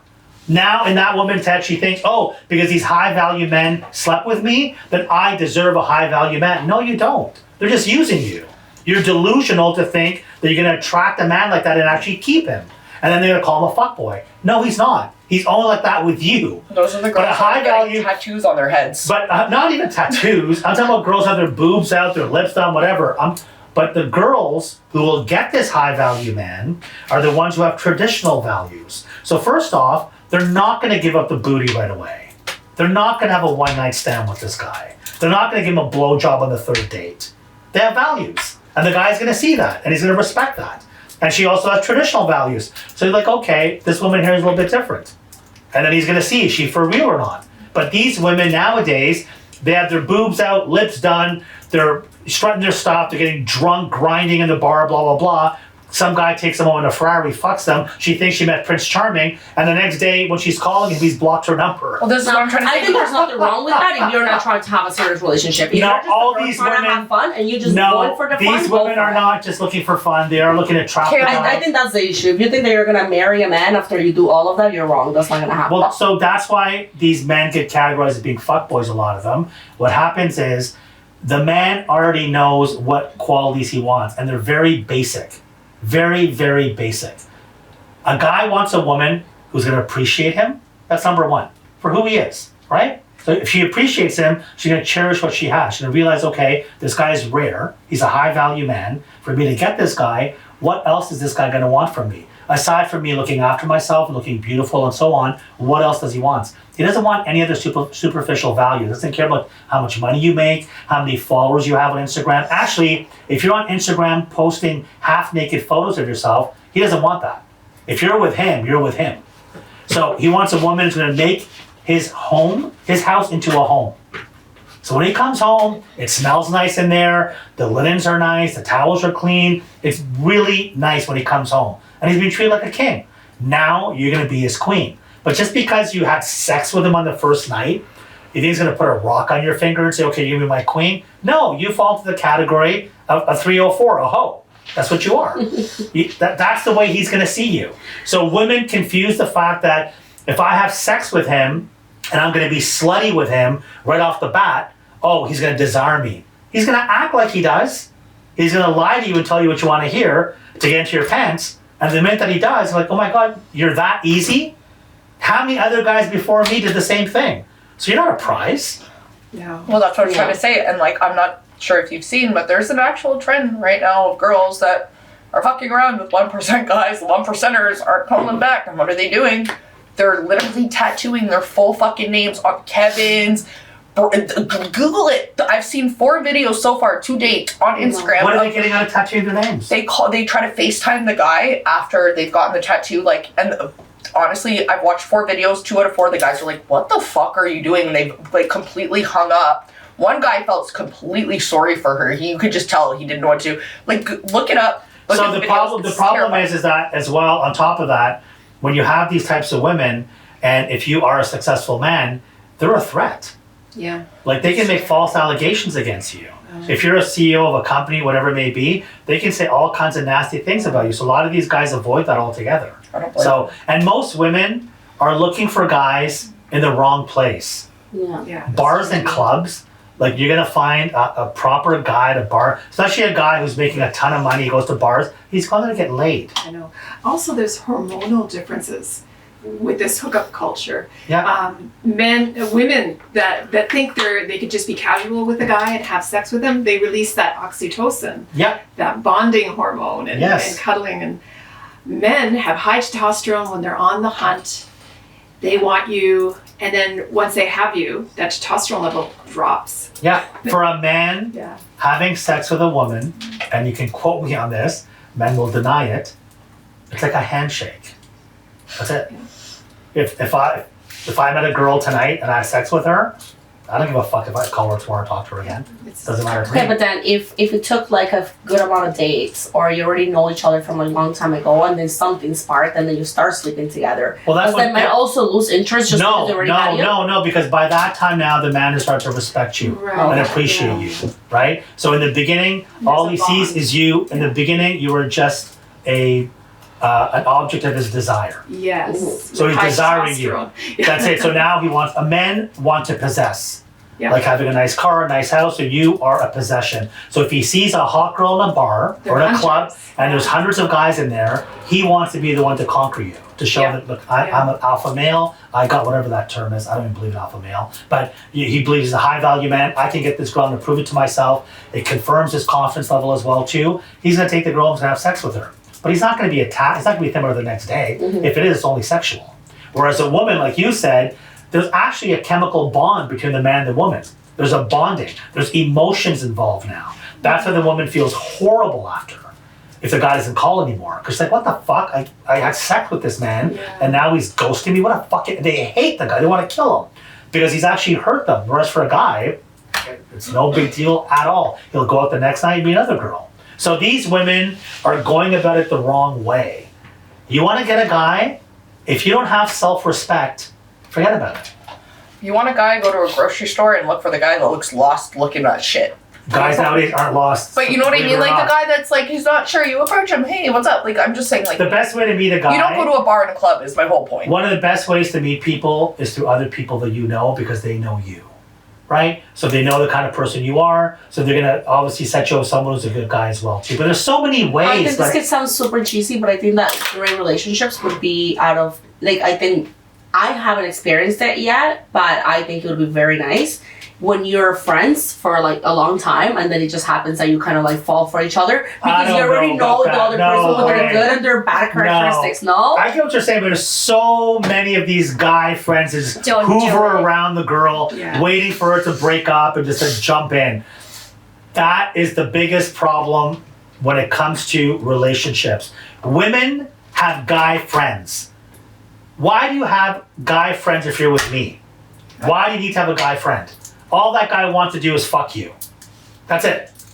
That's it. So you don't think a girl and a guy can be friends? No. No. I've never, my parents were married for like 36 years and I never came home and seen my mom hanging out with her best guy friend. You can have like a business relationship. Yes. So I can have staff of mine that are females and we can talk and go for dinner, no problem. But a platonic friendship between a guy and a girl where the girl shares her emotions with him or my boyfriend was so mean to me today. It's like, oh, what happened? And he knows all your fucking secrets and all your weaknesses and what you like in a guy. He's just waiting to pounce. Yep. All guys. And I'm not saying either like that my mom didn't have guy friends. She did, but she wouldn't. My dad was there. They weren't platonic. Yeah, no, like they were talk friends every with, day. like, How are things going? Yeah. Sorry. If you have any guy friends, they want to sleep with you. My mom, and she'd say it to me like, I'll tell you right now. I have a lot of guy friends. And you know that I too. have a lot of guy friends. And you know that. If they're straight. And if you marry your best friend, you know that. I'm great at friend zoning them though. I'm very good at friend zoning them. Amazing, great. So you put them in a No, box, you but friend you zone know. them. They don't friend I zone friend zone them, and I'm like the kind that we go out and I find them girls. Oh, I know that, but you know down deep inside that if you made the move that they would not reject you. Okay? Oh, okay, yeah. So there you go.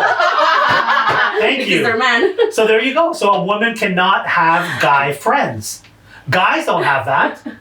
If I'm in a relationship, I'm not going to be talking to a bunch of girls who want me as their man because that's going to threaten my woman.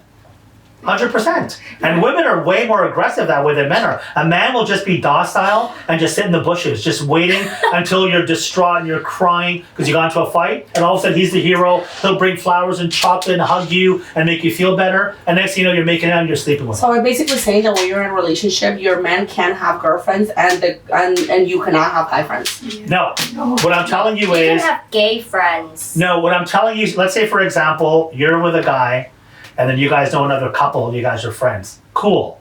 But if you are a female and you have just male friends or just your friend only and they know you well and your man just knows them, hey, how are you?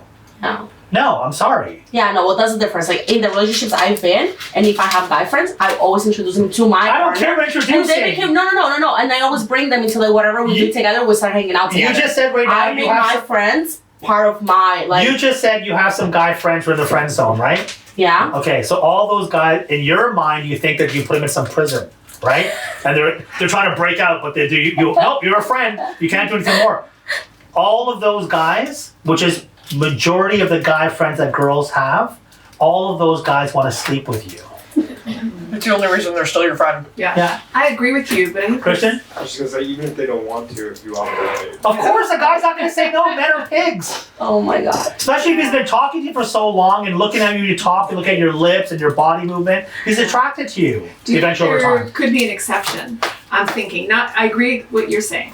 When they're just friends, have never. There been can any, be some exceptions, but Yeah. again, it's far and few, But right? the exception rare. I'm thinking about is when you've had a relationship with somebody, and then you break up. they might still have some emotional, they might look out for you. You might be able to be friends. I'm sorry. I think that is That's the worst case But then scenario. that's up for That's the worst. Yeah. That's up Because- to the person to cut it off and create boundaries. No, Honestly, that's, no. that is the What worst about because exes? that's what I'm saying. That's Yeah. the worst because you already were intimate.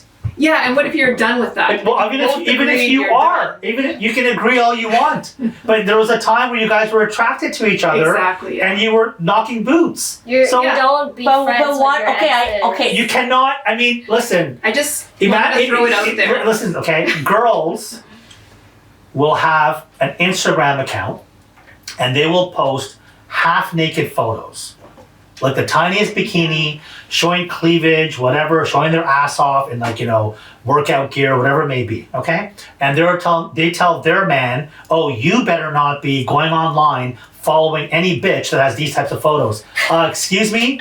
You have the same photos. Listen, I do that right And now you because have I'm men- single and I'm not trying to be in a relationship. And you so I have post men- whatever the heck and I you want. have I'm men- not trying to have a husband right now. That's fine. And you have men that are following you, strange men, but that's okay. But if I follow a strange woman who has that, that's a no-no. If a woman is committed to her man, she's not going to have any male friends. If she has male friends, those are plan Bs, all of them. And she knows it. You know it. You know it. All of you. If you have a guy who's friends with you and he's nice to you and he caters to you when you talk to him, he's having a bad day, he wants to get into your pants. He wants to be either in a relationship with you or he wants to bang you. And even if he didn't, like Christian said, if you offered it, he's not going to say no. You know what? I dare you to do this test with the guy friends that you have and just call them later on tonight. Whoever's watching this. No. Whoever's watching this right now, all the girls that are watching this, tonight at midnight or 1 o'clock, we'll say in the morning, okay? Text your guy friend and say, I've been drinking, I'm really horny, and I want to give someone a BJ. Don't even give it. No, that's it. That's too obvious. No, it's not. No. Just say that and see how many guys say no. All you gotta say is, Everyone's up? gonna- Just say, are you up? No, but I'm saying sexually because you want to say, oh no, he's just my friend. Offer that and come back, let us know how many guys say no to you. Not one. They're all going to say, are you kidding? Are you for real? I'm gonna Are do you this, okay? and I'm gonna come back next week with screenshots. I You're swear. gonna see. I'm gonna do it. Every guy's going to be like, are you serious? Are you sure? Like, you're okay with crossing the line? Okay, I'm going to come over right now. Knowing I have a husband, I can guarantee you at least 9 out of 10 guys are gonna course. go for it. 9 out of 10. Of course. Because when you're taken, they want you more. That's So please understand, Carly, you know what I'm talking about. Yeah. If you have guy friends, you know what they want, Oh yeah. right? Oh yeah. And do you think that it's fair if you have these guy friends while you're committed to it, while a guy's committed to you? Why do you think it's not fair? It's Be not honest. fair to your boyfriend, your other half, first of all. Second of all, you're giving hopes to that guy Very that good like he can Yeah. eventually Yep. get you. Yep. You know? Yeah, that's Yep. true. Yeah. And these guys stick around for that reason. Well, you see, it's so difficult, let's say for me, because as much as I seem like such a feminine girl, and I have been working on my feminine energy, I love soccer, I love UFC, I love sports, That's cool. I love cars. That's Yeah. even better. And for I them. also have 3 older brothers. I grew up with like men, so I can have a full conversation with a bunch of guys over like Champions League or soccer or whatever for hours, no problem. That makes me have more guy friends too. When I was in my previous relationship, the only toxic I've had, which is the one we spoke about earlier, I stopped talking to my guy friends out of respect for him. He didn't like it. I agree with it. Whatever. The issue is that he didn't stop that. He still ended up cheating. He still ended up being, a dog, even though I had left behind my friends. And then you get to a point where you're like, well, maybe I shouldn't have stopped talking to my friends for someone who didn't value me, right? But you're doing the right thing just out of respect for your partner. So he's that's why I'm single and happily single. But how do you get Yeah, no. Like- So the guy that you're talking about obviously just wasn't a good guy. That's not going to be universal, whatever it is that you're saying, right? If you have any signs that the guy might be a cheater, the guy is not being faithful, you have to go with your gut instinct and you have to cut things off. A lot of women will stay in the relationship and give him the benefit of the doubt and continue staying with him. He's going to realize he can get away with it. He's going to continue that bad behavior. It takes two, right? The minute you see someone behaving, if a guy sees the woman disrespecting him and he tolerates it and he stays in the relationship, well, if it's going to continue, blame yourself. Why would you allow that to happen, right? Yeah. But my point was, when it comes to women have guy friends even when they're in a committed relationship. Guys don't do that. Guys don't have a lot of girl friends or just friends. The guys that do are these type of guys who just wait for an opportunity. But if a guy's in a relationship with a woman, he's going to be committed to that woman. He will not have other friends who are females. He just won't. But a woman feels, oh, it's okay. So if they go to a house party, and she'll be like, oh, sweetheart, come here. Oh, this is Tom. And the guy's, who the fuck is Tom? Oh, he's a friend of mine. Known for like 6-7 years. And this is Billy. We went to high school. You're still talking to Billy from high school? And this over here is Paul. He was my neighbor where I lived before. Do you remember where I lived? Did I tell you where I lived before? Oh, no, Paul met my mom. It's like, what the fuck? And the guy's saying, who the fuck are these guys? And then this girl talks to them every other day. Yeah, one thing is to know a lot of people. Another thing is to have them talk. No, but if she knows you have the guy, you're talking to them. Well, that's what the girls do. They keep the guy around. Number one, as a plan B, and number two, I know women are not going to like this, but to stroke their ego. It makes them feel good. That's the same reason why they have that Instagram account to begin with. They have the half-naked photos of guys. Oh my God, you're so hot. It's like, oh, I know I'm hot. That's all she needs to hear. So she's having a bad day, she'll post a couple of skimpy shots, and guys love heart emojis. You're fucking amazing. And she's like, oh, I know I am. That's all it is. That's why women post on Instagram those photos. They're not posting it to show to their grandmother or to their brother. They're doing it to get attention. That's the same reason why women have guy friends. Because those guys are so nice to them, and they can abuse the shit out of them. Like, tell him, if he texts, don't text him for 2 days. It's okay. She knows. She can text him the third day. He'll reply right away. And she's like, if she talks to him, I'll call you back. Then she won't call back for a week. She knows after the moment she calls him, he's going to pick up. Okay, so welcome back. This topic that we're going to talk about right now, we've touched on it a lot before in previous podcasts as well too. And the real reason I wanted to talk about this is a lot of people that I've discussed this with, a lot of people have said that, all of the stuff that's online, it's just people doing propaganda, they're against this movement, whereas most women are very, very supportive of it, and blah, blah, blah, blah. So can you play the video, Christian, just so you guys have an idea what I'm talking about? Fine, dude. We heard about this latest video that TikTok banned because they found it to be too controversial, too filled with hate, and too offensive. Well, if you haven't seen it yet, here it is. Brace yourself. If you think girls and women's equality matter, stand up. If girls and women's sports matter, and you want your daughters to have the same opportunity you had, stand up. If you know that it isn't fair or safe to allow males to compete in girls' sports, because it's, obvious, stand up. Don't be cowed by people who call you a bigot. You're not a bigot. Don't let men tell us how to be good girls. Don't let others tell you you just need to be quiet. Sit down. Be nice. It's not nice to further a lie. It's not mean to believe in women's equality. We deserve our own sports, privacy, fairness, safety. We deserve a chance to compete and win. So don't be nice. Don't be careful. Be honest. Be brave. Fight for women. We've come too far to give up now. And if you agree with that, stand up and stand with us. So TikTok banned this video. So all the women here have front holes, right? Bonus, yes. Or front hole. What are your thoughts? Do you find this video to be offensive?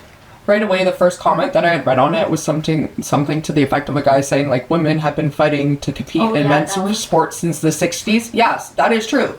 But we want our own teams, women's basketball teams, women's hockey teams. We have never once wanted to be on a men's hockey team. We just wanted a chance to compete in, like, a triathlon, like the Olympics, as females. That's it. So you're already putting the wrong perspective into people's heads with comments like that, when all they're trying to say is that as a woman that has XX and XY chromosomes, or whatever it is, chromosomes, that we need the chance to be able to, like, fight again. Well, I'm going to play devil's advocate on that, because you've got now a movement where you have women, for example, that play on the Canadian Olympic hockey team that are now pushing to get hired by the NHL to play in a league full of men. But isn't there a women's NHL? No, they want to play with men. They don't want, like when it's co-ed, that it's men and females Yes, the same they team, want- but for NHL. Yeah, so it's like, I'm sorry. That's not okay. If you're gonna have a woman playing on the NHL, she's gonna have broken ribs, she's gonna lose. I don't think that's fine. Not only that, if you have, say, the Leafs versus, say, New Jersey Devils, and the New Jersey Devils know that the Leafs have a female on there, they're not going to play the way they're supposed to play. They're not going to play as hard because they're going to feel bad unfair, right? for hitting a woman, whatever. But you've got women who are pushing the professional female hockey players who are pushing. For example, the now we already have, I forgot what team it is. It might be New Jersey. Christian, if you can look this up, the first assistant coach is a female for the NHL, right? Because they're pushing this. So these are women who played for the gold medal, Canadian hockey team. Now they're applying for jobs in the NHL to become coaches, assistant coaches, GMs. They already started with the reffing. Yeah, she's the assistant manager? She's the assistant. Assistant coach, okay? So now you have this woman who's going to be the assistant coach for the Kraken, Seattle Kraken. You don't think that while she's there, she's going to want to recruit female hockey players to play? She shouldn't. But she's going to. I don't see a problem with them being an assistant coach or coach. If they have to play, they shouldn't. But if they're on the coaching team, I think it's fine. If there can be female refs nowadays, and they're sitting in NBA. I totally agree with you on some points, but the minute you open that door, you're not going to be able to stop the other stuff. You're just not going to. Like, a female assistant coach being in the locker room with all men who are fucking naked, okay? I find that disturbing. Because in the locker room, I played on sports and on tees before when I was younger. The men are all naked. I forgot about that part. Yeah. So how would the women feel if they're going to have a coach walking around inside in their locker room? How do you separate that? That's one. Number two, the minute that you open that door and you allow an assistant coach or a coach to be female, what's going to prevent that coach wanting to draft a female into that team? They're going to. That's only a matter of time. Then that's confusing because if they have a women's basketball team, right? But they don't have a women's hockey team. Okay, so you're going to allow women to play on the men's team because we don't have a designated league for women. Yeah. But then you're okay with women having a separate team using the NBA's money from the men to carry them throughout there because they don't get enough tickets. Like, that's just so confusing. Like, who's causing all the confusion? It's fucking women. Thank you. Women are. Well, why? Why? Because we get to level 6, we don't know what the fuck we want. Yep. And then we're stuck there with 3 other million women. Because women are the biggest supporters of trans women. So, I'm a man. If all of a sudden the next time we do a podcast, I'm wearing a fucking dress and I have makeup and a wig on and my nails done, you have really pretty nails, I have nails like that, most women will hug me and say, oh my God, you're so brave, and if you want me to teach you how to do makeup, I'm here for you, blah. I'll get high fives from them. Nice. Women are the ones who are supporting this movement. Do you know who just came out as trans? Seriously? Oh. Kim Kardashian. No. She did. Do it. Google No. it. Do it. Google it. What? No. As a guy? As a guy. She is going to be officially transitioning to a mid. Wonderful. Love Kim to see that. Kardashian, you said. Swear. Wow. Swear. I Did you read look it. that up? Yeah, I read it. I was like, okay, this is clickbait. No way. No. She's been hanging out with Caitlyn way too much. Caitlyn. I don't know if this is real. I don't know. Look into it. So listen, women are the ones who are pulling out the rug under their own feet. If you support men who are confused, most of them, they need mental help, they need therapy, they're saying that they're a woman. So if I say that I'm a woman, I can now compete against biological women in sports. And who is the one who's the cheerleaders of all this? It's women, not men. Men aren't supporting this movement. Men think it's fucked up. I said this before, I go to a gym, right? So if in my locker room, a person showed up that used to be a female before, and she's now a male, and she has scars where her boobs they're chopped off, okay? Most of the men that I know that are in there, no one's going to be giving that person high fives and saying you're brave.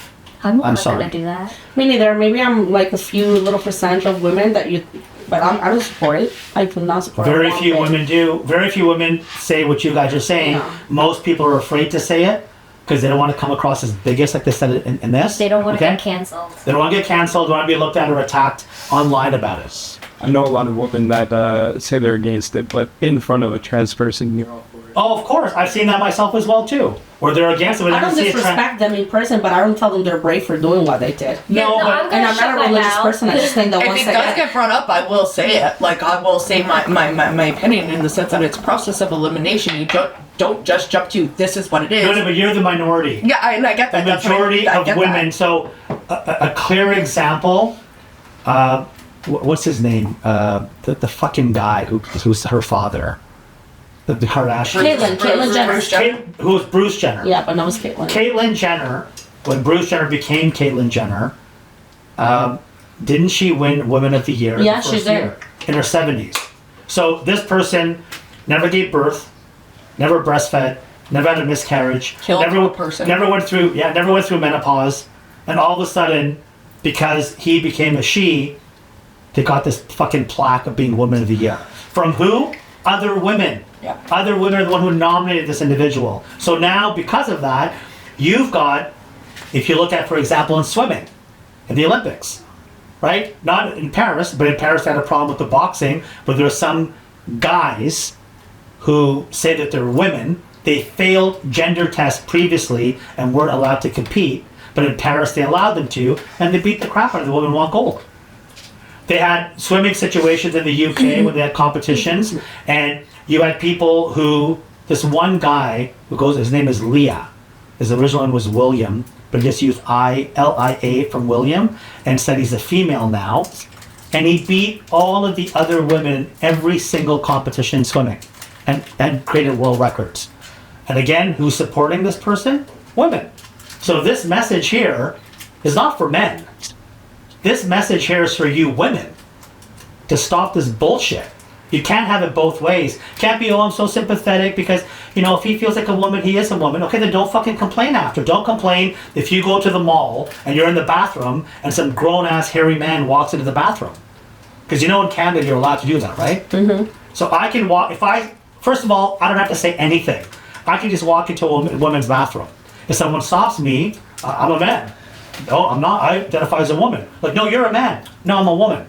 And they cannot make me leave the bathroom. There's actually bumper stickers now that, you know, like the bathroom symbols, the girl, the guy, and then the handicap.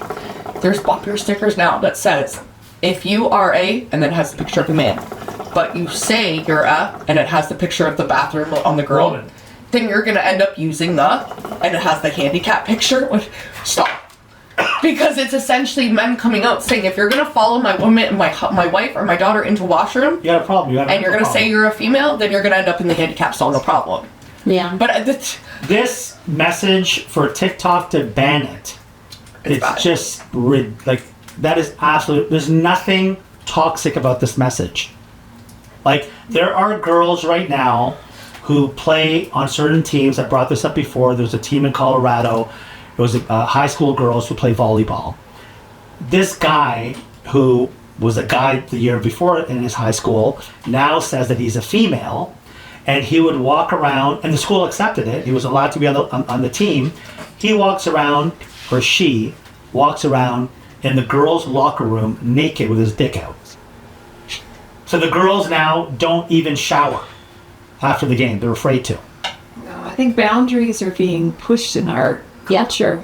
But by who? A lot of experimentation right now. It just seems like a world we're living in right now. I believe, I agree with what you're saying, but the people behind it, majority are women. We take If women- escapism too far. No, it's not even escapism. It's also women are, you know, so they have compassion. Oh, you know, if he feels like a woman, then we should We're respect him. coddlers. That's what we do. We coddle people. Well, then if you're going to do that, then you cannot have your cake and eat it too. You can't have that one view and the other side of a feminist view. You're allowing perverted men to classify themselves as women, and they're taking away women's rights. So you yourself are taking away your own rights that were given to you that you fought so hard for. So Caitlyn Jenner, they had spoken to Caitlyn Jenner on Fox News, I believe, or on CNN. And they were talking about this sorority in the US where this one guy classified himself as a female. So the female sorority had to accept him, and they did. And so all of the other women in that sorority stopped going to the sorority. And they were getting pressured that they must go. And and this person has not transitioned, no sex change, nothing. And there's pretty girls in the sorority, and they're half naked. When they spoke to Caitlyn Jenner about this, you know what Caitlyn Jenner said? That person is a pervert. Really? Well, then what the fuck are you? How are you to say that this person's reasons are perverted, but your reasons are genuine? I can see the confusion now, because people that ban things like you just showed us, they just want to prevent hate and violence for people that are different or struggling. I don't believe that these people have violence happening against them. You know, most people who are in the trans community who commit suicide, do you know when they commit suicide? After they transition. I've heard of that. Yeah. So it's like, okay, and there's so many people now that are retransitioning. And they're suing their doctor, their parents, their school, their counselors. You said, why? Like, I was just going through puberty. Well, you know that Juno, the girl that played, like Juno, she's a Canadian actor. Well, she transitioned. She's now Elliot Page, I think. Like, I know you're talking about. Okay, so after the whole Caitlyn Jenner thing, whatever, I almost had like PTSD with Elle because I was like, okay, what did she do that she's trying to deflect from that she doesn't want the media to know? Because once they find out, she can just say, well, it's because I was struggling and going through like this kind of thing, right? Like, but I kind of see like her journey where she felt as female. She did a lot of process of elimination. She went to therapy. She did this. She did that. So I understand that struggle in a sense. Process of elimination. You remove everything else to make sure this is actually what's the issue, right? And that's not happening in the real world. And that's what I was going to say. That's what our problem is now. We're not getting to the underlying issue. No, because they're doing it with minors. If you're over 18, you want to chop off your dick, go ahead. Do you know when if you're 12 years old and you're a boy and you're going through puberty and now your voice is changing and it's high pitch and people are picking on you and you have the body of a 10-year-old girl, so you're insecure. And now your counselor's saying maybe you're a girl, and now you say I'm a girl, and you have this huge support system. All the popular girls in school are your friends now. Everyone is catering to you. And then the doctor you talk to, it takes 15 minutes and he agrees, and they give you hormone pills, you chop off your dick, and now when you become an adult, like, what the fuck? I was going through puberty, all my parents had to do was hug me and tell me they love me, it's just a transition, you'll get through it, we all did. No, they're not doing that. And like that's what a child can do, like control-wise to their body. But a kid who's going through abuse at home and that has proof and wants to emancipate themselves from their own family, the process to do that is so much longer and it's so much more. Somebody that needs to emancipate themselves isn't doing it just to do it. They're doing it because they need to do it. Which I understand. And those again are far and few. Far and few, but still the process to do that is a lot longer. Yeah. You have so much more. But that makes sense. It should be longer. It does, but then if you feel like you're a girl today or a guy today, you can go get stuff chopped off. Like that's where I don't agree, where it's too much. You know, then you've got the laws in our country. The age of consent in Canada is 16.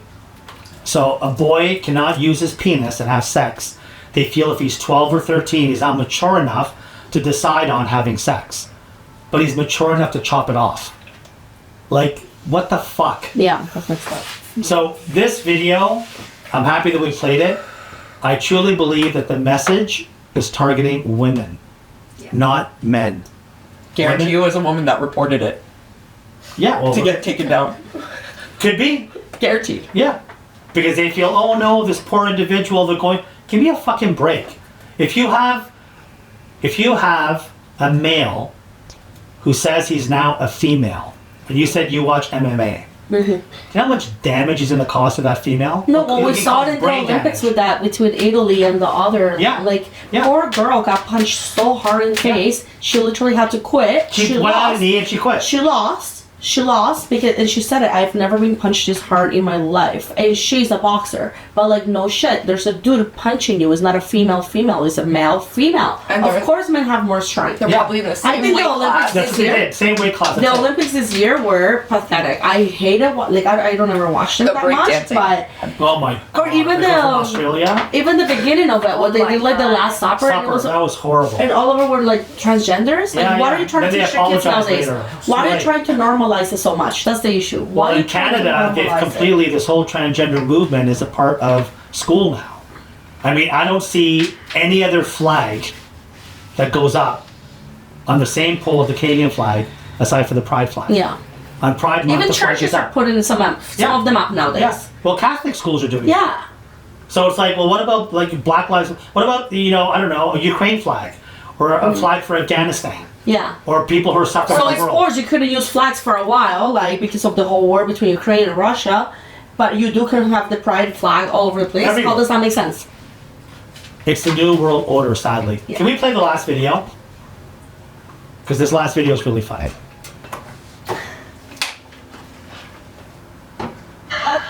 Where are you pushing into the skin? Well, you push in whatever the facialist would like to insert into your forehead. But what is it? It is an extraction from a piece of skin then came from a young person far away. Then they somehow figured out how to extract its foreskin from a Korean baby. It had to specify Korean. There are a couple protesters about it because they are still some baby pores. Oh, baby pores. Yes. I can also go rid of money. Okay. Does it work? How messed up is that? Okay, how they presented it was messed up. Like, you could have eased into that, made it marketable. How? Somehow, but how can you ease that's into? Just sugarcoating it. It's but like Carly said. First of all, why did you have to even specify Asian? That has nothing to do with it. So they think they're Korean. So they think that the Korean have the best child, skin. Yeah, they believe that their stem cells would result in the best thing. Correct, but it's how you present it. So you don't say, "Oh, it's Korean." You say it has the best stem cells and it originates. Like, it's how. Forget about all of that. I think regardless of how you present, it's still the same idea. Listen, they got me at foreskin. Like that. Fuck anything else. You're taking Cam, if you told these women that whale sperm in a jar would make them look 10 years younger, they'd shove it all over their face. No, there are like video about that saying I was joking. Like sperm or whatever, like women use it on their skin or whatever. Which is great. All the credit to women. That's perfectly fine. I'm okay with that. Get a facial. That's literally no problem with that. I'm talking about a baby's penis when he gets circumcised. Yeah, no, that's are women really that desperate that they don't have any other remedy or routine that they use to have healthy skin, that they're convinced that if you use a newborn child's, like, I remember there was a joke where they said, like, what do people do with, after children get, babies get circumcised, what do they do with the foreskin? Well, they give it to gay guys as chewing gum. That's funny. But now, literally, that you have women are taking the foreskin and they're allowing these fucking medical clinics to utilize that and take the stem cells from it and make a cream. And you can also get a facial that costs $650, and women are going for that. Well, they're being convinced by the experts. But wouldn't you be grossed out by you getting some fucking dick being rubbed over your face? Someone's dick is being rubbed all over your face. It's not even your kid. It's anybody's They're not kid. gonna know. But do they know what it is? No, as in the people, like, if they're like think that, like, I'm using this really good thing, like, they're gonna know afterwards. As a consumer, my first thing. No, it's clearly marketed as foreskin. They know it's baby's penis foreskin. I feel like only fucked up women would buy that. All these celebrities do it. Like Sandra Bullock does it. Then they're twisted. They watch too much. My thing is, not every foreskin has to be the same. So is one jar better than the other? Like, you get what I'm saying? Not every foreskin is the exact same. Some DNA and shit is different than the other. So if you have foreskin in a jar, forget about. You're looking at the wrong side of the my thing. ADHD brain is just. I'm talking about where is your moral compass? Yeah. A newborn baby, the family decided to get the child circumcised. That usually gets thrown out. You know what I'm thinking? Are the kids getting compensated for this? Good point. They lost a little skin of their little. And they probably are. They probably are. If what I- do they get paid? $5? It's If I grew up and I found out that my parents sold my foreskin for whatever amount of money, You don't have any foreskin. I don't give a shit. I would take them to court. I'd be like, you took skin off me and sold it to somebody else. Yeah. Listen, you guys are looking. That's my only point is how fucked up do you have to be as a woman? Like, no man's gonna do that. This is where we're talking about. I'm going back to my I'm original sure a point. bunch of gay guys would. Gay guys, to me, I don't know if you call them. They're more feminine, right? But no straight man is gonna be like, hey, dude, you know what? It's got this cream. It's like foreskin from Korean babies, and you just rub the penis all over your face, and you get a nice glow. And no guy's like, really? Let me try it. It's like cannibalism.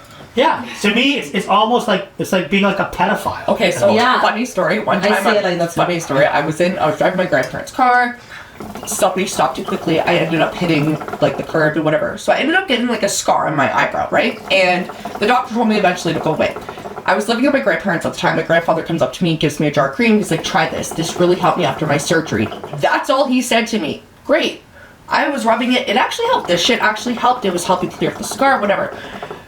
Flash forward, my brother had come over to visit, and my brother had said to me, "Why are you using your face?" So I showed him. My brother goes, "You know where that's from, right?" I said, "No," and he said, "Well, that's the cream that Granddad was using on his dick after his prostate surgery." What? Yeah, I was rubbing that shit all over my face, and he had that all. Yeah, well, it was worked. probably double dipping in there. God, but yeah, that. It worked though, right? It did actually work. That's why I had a discussion. Now imagine if men. Let's think of a scenario here. What could men use from women? Their period. Their period. Now, how offensive would that be to women? They'd freak out. What? For their skin. If it's gonna save your life, maybe. No, but this isn't. Penis skin is not saving nobody's life. No. But imagine if men did that with women's periods, and said that the blood from placenta, they get that facial done. Yeah, women eat it in capsules too. You can eat your own placenta. Yeah. That's the difference. Yeah, that's why I was like, I don't. That is messed up, but it's not as messed up. At least it's your own placenta, and there's like medical research that shows that it's good for you. Whatever, your placenta, your choice. But like other people's foreskin. I mean, this to me just shows that women in Hollywood are these women who are dying to be youthful. They have no morals left. That's what. Like, do you remember that Queen of Mary girl? I think it was Queen of Mary. She was like, she's considered a serial killer. Anyways, back in like whatever century, she actually used to kill babies, take their blood because that's what she used to rub on herself and bathe herself because she felt like it would make her younger. But that's like some twisted, like post-dated century shit. Like, why are we going in that direction? That's Hollywood for you. So now, if you have these kinds of people who are being role models for women, Yeah, we put them on a pedestal. Yeah. Yeah. like what's her name with her fucking the JJ candle? Yeah. What's her name? Gwyneth Paltrow. And like people, it got sold out. You know that? No. You know what Gwyneth Paltrow is? I know who she So is. she has her brand. What's it called? I don't know what the brand is. Goop. It's called Goop. So she has a candle that smells like her pussy. That's of a JJ thing. And I'm sure he sells a lot. Sold out. That before I was gonna buy it, but it's a little. And it's a couple $100. No, it's a little pricey. That's It's a right little there. pricey. Yeah.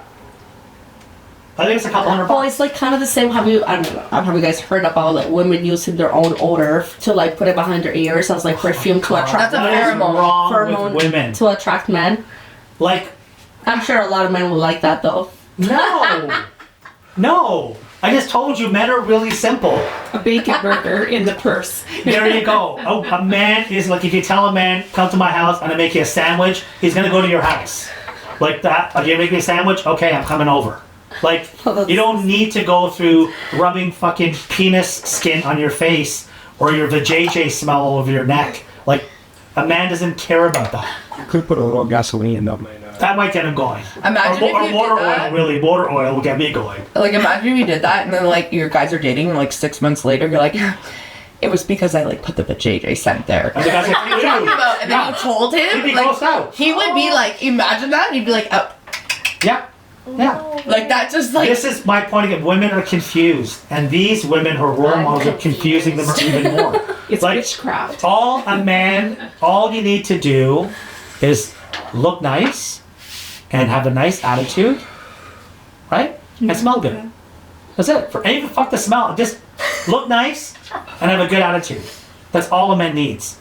All that extra shit And all food and sex, or no? that comes after. I'm saying just to, just had to ask. listen, you know, for a woman, right? She throws the bait out. All you women, okay, they say men are hunters, women are trappers. Okay? They put out, like they have a little goodie basket they put out, and then they lure the guy in, and then they slam the door close on him. Some escape, some stay. Right? So for you to get him, you just have to look nice and be nice. That is it. Now that you've gotten his attention, now from there it's going to be based on your personality. If you guys, have a lot of stuff in common and so on, and then you can start by making him a sandwich or having some traditional values, and he's going to stick around. You women complicate the shit out of it, where you'll paint your face for 1 hour or 2 hours. Like a guy doesn't care. He doesn't care. You've got to make really pretty nails. A guy doesn't care. I can tell you right now, if you didn't have all that, it wouldn't make a difference to the guy. But you think it makes a big difference. It doesn't. I get them for me, not for no guy. Oh yeah, that's what I women swear. say. Of course. That's why women say, I think I'll dance with my girlfriend. I would like It's to just go for me." bullshit on that because if they're acrylic or fake or whatever, you choose to have that shit tear off your original nail. No, I'll be honest with you. When I don't have fake nails on, the dead skin around my nails kills me. With this ones, I don't have any growing dead skin around them. But that started So also that's because of all the why. fake nails. Well, maybe. Of course That's my it does. real nails. Yeah. So My own. So all of this stuff that see how you have it all painted a different way? It's all cute. But men don't care about it. Men don't. I don't I'm care. telling you. If they This didn't is want for you to be summer. paid for it. Very pretty. Because the woman likes it. I asked which design you want, and they choose. Just kidding. Women complicate all of that so that they're so confused now that they've created this daily regime. Before I leave the house, I must do these 20 things. No, you don't need to do the 20 things. Brush my teeth. Maybe wash I my no face. brush your. That's it. Brush your teeth. Wash your face. That's good. That's all. Change. Smell good. That's about it. You want to put a little bit of makeup on? That's okay. But going to the extent of matching your purse with your shoes and your this and your that, and most guys don't even notice it. No. They don't notice it. And if they do, they compliment on your team. Listen, I don't know, but in Latin America, we're raised to be like this. A man will compliment you on it because he knows you like it. Because he knows that's what you want to hear. Yeah. Men will tell you what you want to hear. But sometimes You know, you can be right about that. Yeah, exactly. I was since I was a little girl. I saw my mom being like that, and I'm like that. And It's your a girly your thing. shoes and your purse. That's and, cute, but and what I'm saying is women now are obsessed with it. It's not just a fun thing to do. It's gone to the point where they're so obsessed, it's a part of their daily routine. And they actually feel that that's what's going to draw a match. I want you to tell me, how often do you leave the house and go to a social gathering with no makeup on? I don't do that. I'm the exception. I'm not gonna answer. Sorry. Sometimes do. Really, you'll go to a club and a bar. Do. You know why I'm like, I did all this makeup So today? you'll Because go- I read that to come to Unleash the Six, dressed up looking like you're going for dinner. So I was even gonna wear So heels. once again, I did it because it was to my ankle. this is but how you go for dinner. So Yeah. that proves my point. I'm saying women, guys will. I'll take a shower, throw on a baseball cap. I don't give a fuck where I'm going. I can meet some, go to like an expensive dinner. I'm perfect. I don't care. But a woman will doll herself up if she's going to a social event. But it's the aesthetics too. Oh, Sometimes so I I like enjoy makeup. To me, it's art. You Makeup like- is art. That's all. Because I want to be special, for myself. Like, But it's not just for yourself. No. It isn't just for That's yourself. competitive. I'll tell, it's it's no, other I women. will- It's I other will women. I would dress up with all the other girls, but not for the guys. Like we'll take cute pics and stuff with the girls, but not with the guys. No. Yo, I was hold just on. raised with the mentality of just always walk out of your house looking the best you can. Okay, And- but again, Yeah. the definition of It's best a you. cultural thing, I But think, the right? definition here is, what does it mean by the best you can? You're not going out looking natural. You're not. You got your whole face painted. Not every time I go out, Women, when they are going to go to a get together, they're going to look their best because they want to look better than the other women.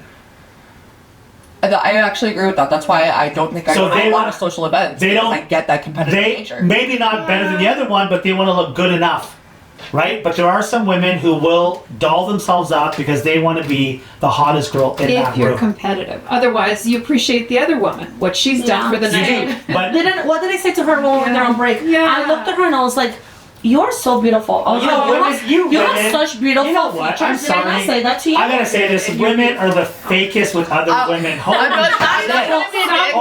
Not all of them. All Bigness and women. bigness in that All context. women. Okay, I'm gonna throw Hold on, hold on. one here. But Carly, then Carly, what go happens when you find out that she was actually with your ex at one point in your life, and then you get what I get what you're saying. Hold on. You know what? I'm gonna ask Carly. because Carly, No, what? Did finish it? What do you mean? What Carly's gonna happened be when I found out honest. she was my ex? And then all of a Like sudden, my ex had good taste, but she she was looks beautiful like and I was beautiful. She looks like she was one of that. no way. You would not be okay with that. A woman would not be okay if the other girls with her ex. Absolutely No, not. I will. If But I she also say she don't, but I also don't act like, oh, she's ugly when she's not. No. No, I'm not I will call confident in a her woman to not. immediately a bitch. First of all, if like she's with my ex or something, and then I'm gonna call her like, oh, like If you walked in like here you're and just a slut, blah blah blah. Okay, I wouldn't stop looking at her Hold as on. pretty just Carly, because of that. Carly, let me ask you a question about women complimenting each other. Okay? Oh, you look so pretty, Yeah. and then the next second, like behind their back, see that she's fucking girls? fucking ugly. Oh my, no, I don't think all Like that, like Oh that my mean girl God. vibes, not right? all women. You cannot put all women like that. I didn't say that they all say that. I'm saying that women just with their DNA It's human nature. are polite that No, way. that's women that are not They confident about no, themselves. they will give a compliment even though there isn't a compliment due because they want to be nice. That's men don't do that shit. Women do that to women I give the all the compliment time. where it's deserved. I think she No, deserved you'll it, so I also gave give, it to you her. will also give it because if you see that the woman was making an effort, you're gonna acknowledge, oh my god, your hair looks amazing. Meanwhile, hair just looks normal. It's not amazing. Fucking amazing is a loosely used word. Oh my god, you look amazing. No, you don't. You look I okay. hate giving compliments where they're not deserved because I feel like I don't need to kiss ass for people It's not to about like me. kissing ass. But like, I was it's genuine. in I a think she was woman's genuine. nature. It's in a woman's nature to compliment other women. It's in your nature to do that. Like, you make you yourself, know. you make each other feel good. What about I'm married to shaving? myself. What about Men don't. Men don't do beards or that. mustaches? You would never make a comment if your friend suddenly shaved. Very rarely I might call them gay. If you I mean, shaved. you look fucking gay with that. What's up with you, buddy? What happened to you? Like that's No, what I I'm saying. feel like, but they Also, would did know. your like, girlfriend do your hair? Even though his hair might look nice. And also, you smell really fucking fruity. Like, what do you mean? I was like, you use your wife's perfume? It's like, no, my wife chose it. I said, fuck, don't wear that again. That's how guys joke. Women will make each other feel secure. No, but I feel like some girls, like you will know instantly, like they're fake by their tone. Which is fine, but I'm saying just out of human decency, women are nicer. So women will say something nice. That's just how they're raised, okay? So they will throw compliments loosely. Whereas a man will do it to his woman all the time because he knows he's dead if he doesn't. So if his woman took an hour to get ready and she looks the same as she did yesterday, he's gonna go, oh babe, you look amazing. It's like, fuck, like let's just go. Like you have to spend an hour getting I feel like you can ask like all women not. There's some women that actually like to acknowledge and let the other women know, oh, you look very beautiful today, or your face But is pretty, very or whatever. beautiful is like, you know what that means? I'm saying that's used very loosely. Very beautiful, really?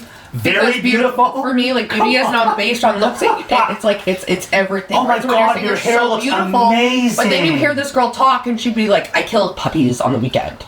Okay, you're not beautiful, bitch. Oh my god. But you get what I'm saying? So beautiful is too. Okay, maybe I used the wrong Yeah, example. that's what Kim is saying. Over Because what I said to you, I said to her, you have such beautiful features. That was very specific. You look No, very that's nice You have tonight. very beautiful I know. features. It's Meaning again, she has a very beautiful it's face. sugar-coated Bullshit. so much. Very beautiful. Like, come on. Okay? Or your hair is amazing. Oh my god, that jacket is gorgeous. Really? That jacket is gorgeous? But like, let women compliment each other. That's If what I you don't, just then you're said. such a bitch because you're bitching at each other. Thank you. That's There what I mean. you go. Christian, did you hear that?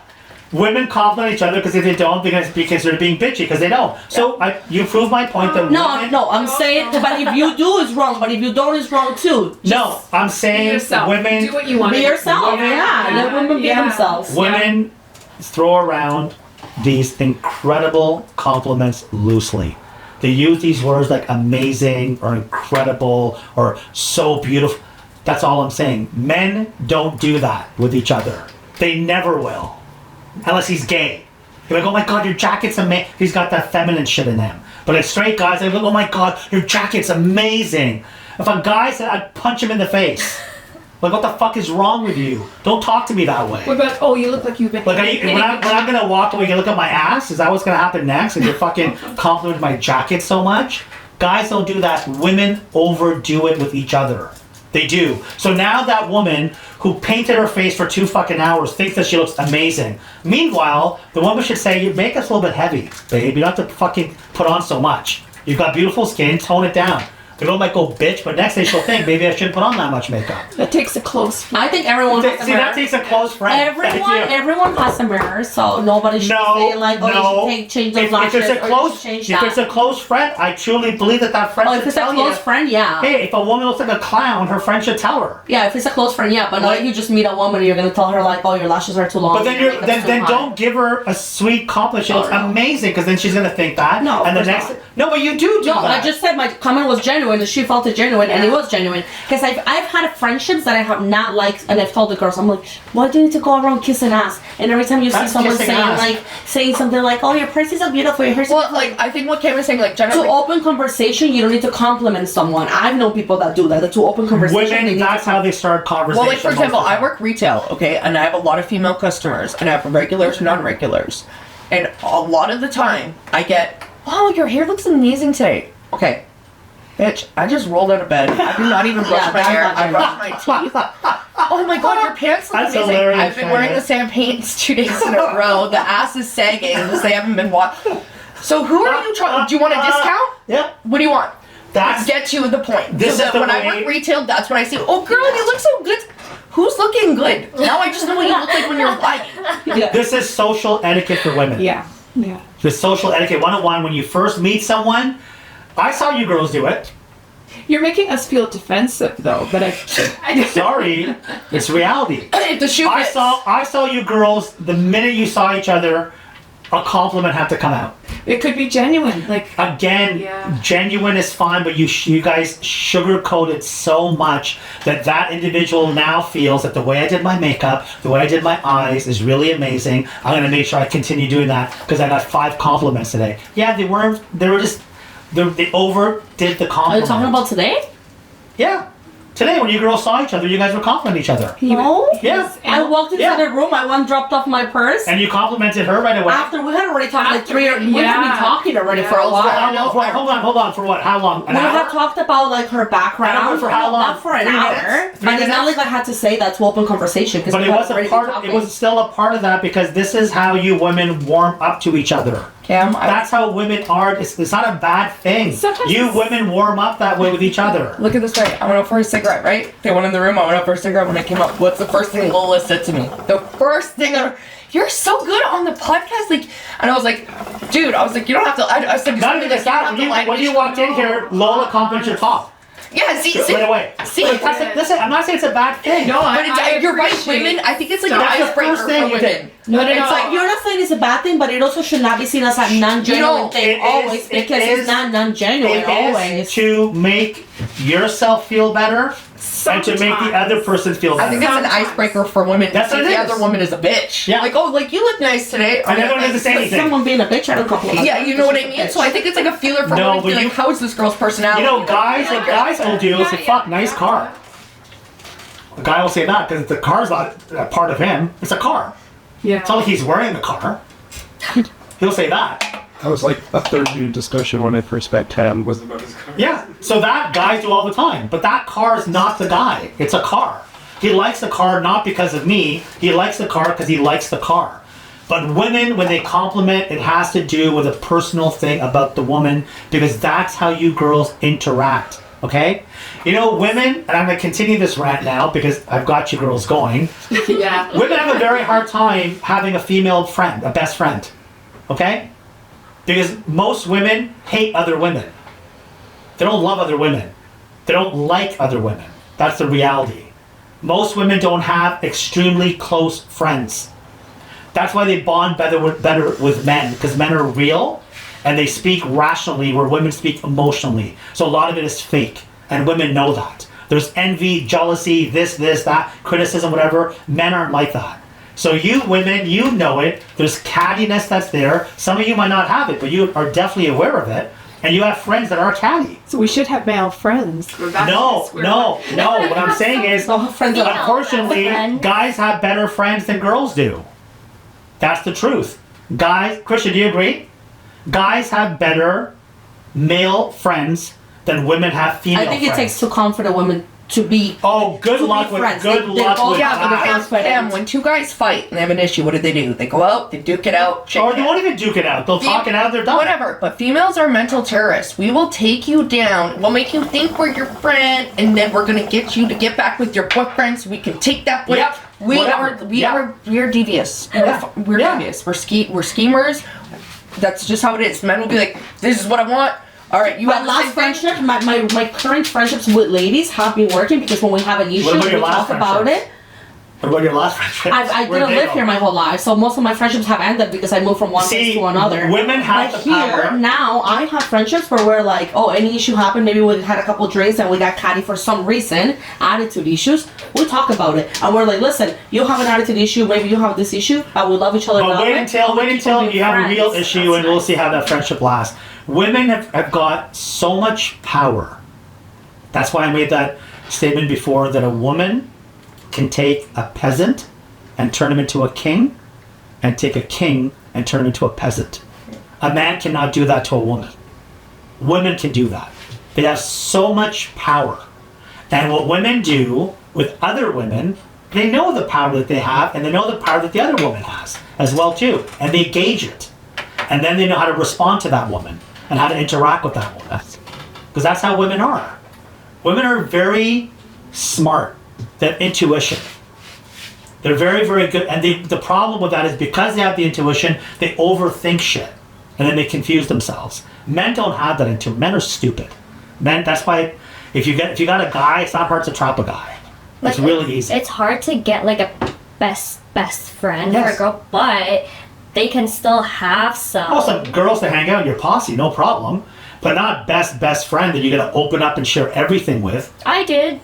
So what kind of what we're gonna women here? We can't have guy friends or we can't have girlfriends. No, I didn't say that. I'm telling you. My stepmom's almost 90. You know what she told me? My stepmom's almost 90, and the best advice she's ever given me is, do you know why I've lived so long and I'm healthy? Is why she said, I have no fucking friends. I don't absorb energy I don't need.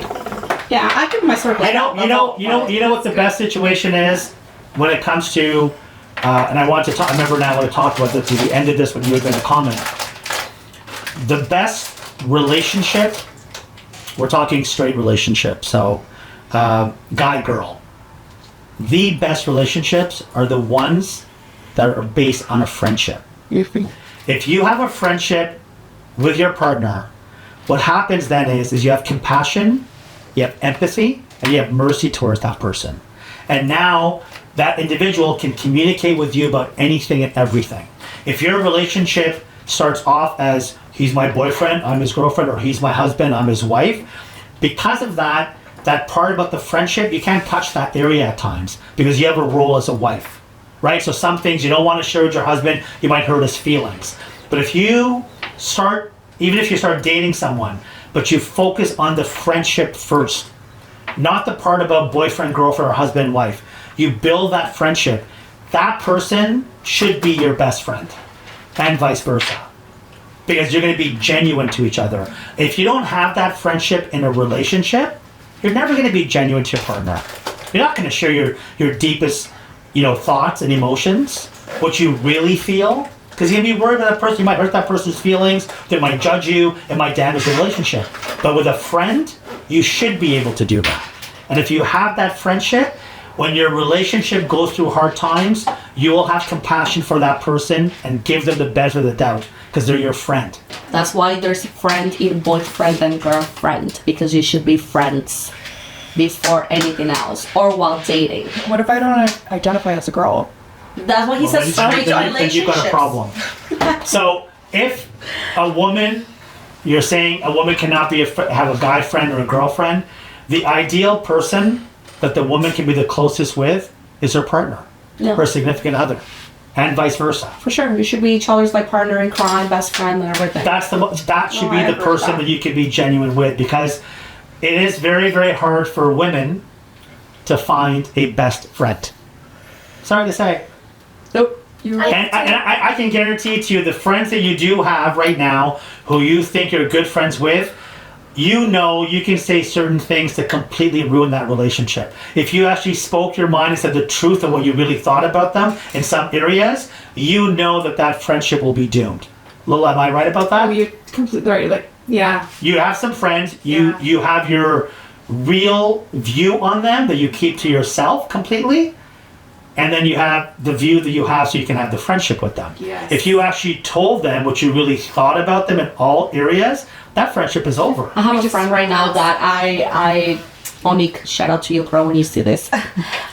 Tough love. We always tell each other it's tough love here, because she tells me the shit that I don't want to hear, and I tell her the shit that she does not want to hear. So about relationships? About anything. Like about like the other day something happened to me when we went out, and she was like, that's your fault because you did this and you did that. I know you don't want to hear it, but or even after arguments, whatever. And that's what I was saying right now. I've already got it to a point where it's like I have very few girlfriends, like one or two, but we have tough love because we don't have time for fake or like friendship or bullshit. A woman, a lot of people are going to hate this, a woman will never be completely happy until she has the right partner. She's not going to be. That's why I was saying. A man, he can get by, because a man, when it comes to intimacy, there's no connection there. He'll be able to get by. A woman needs that compassion, that understanding from a male. She needs to have that. She needs that bond to feel complete.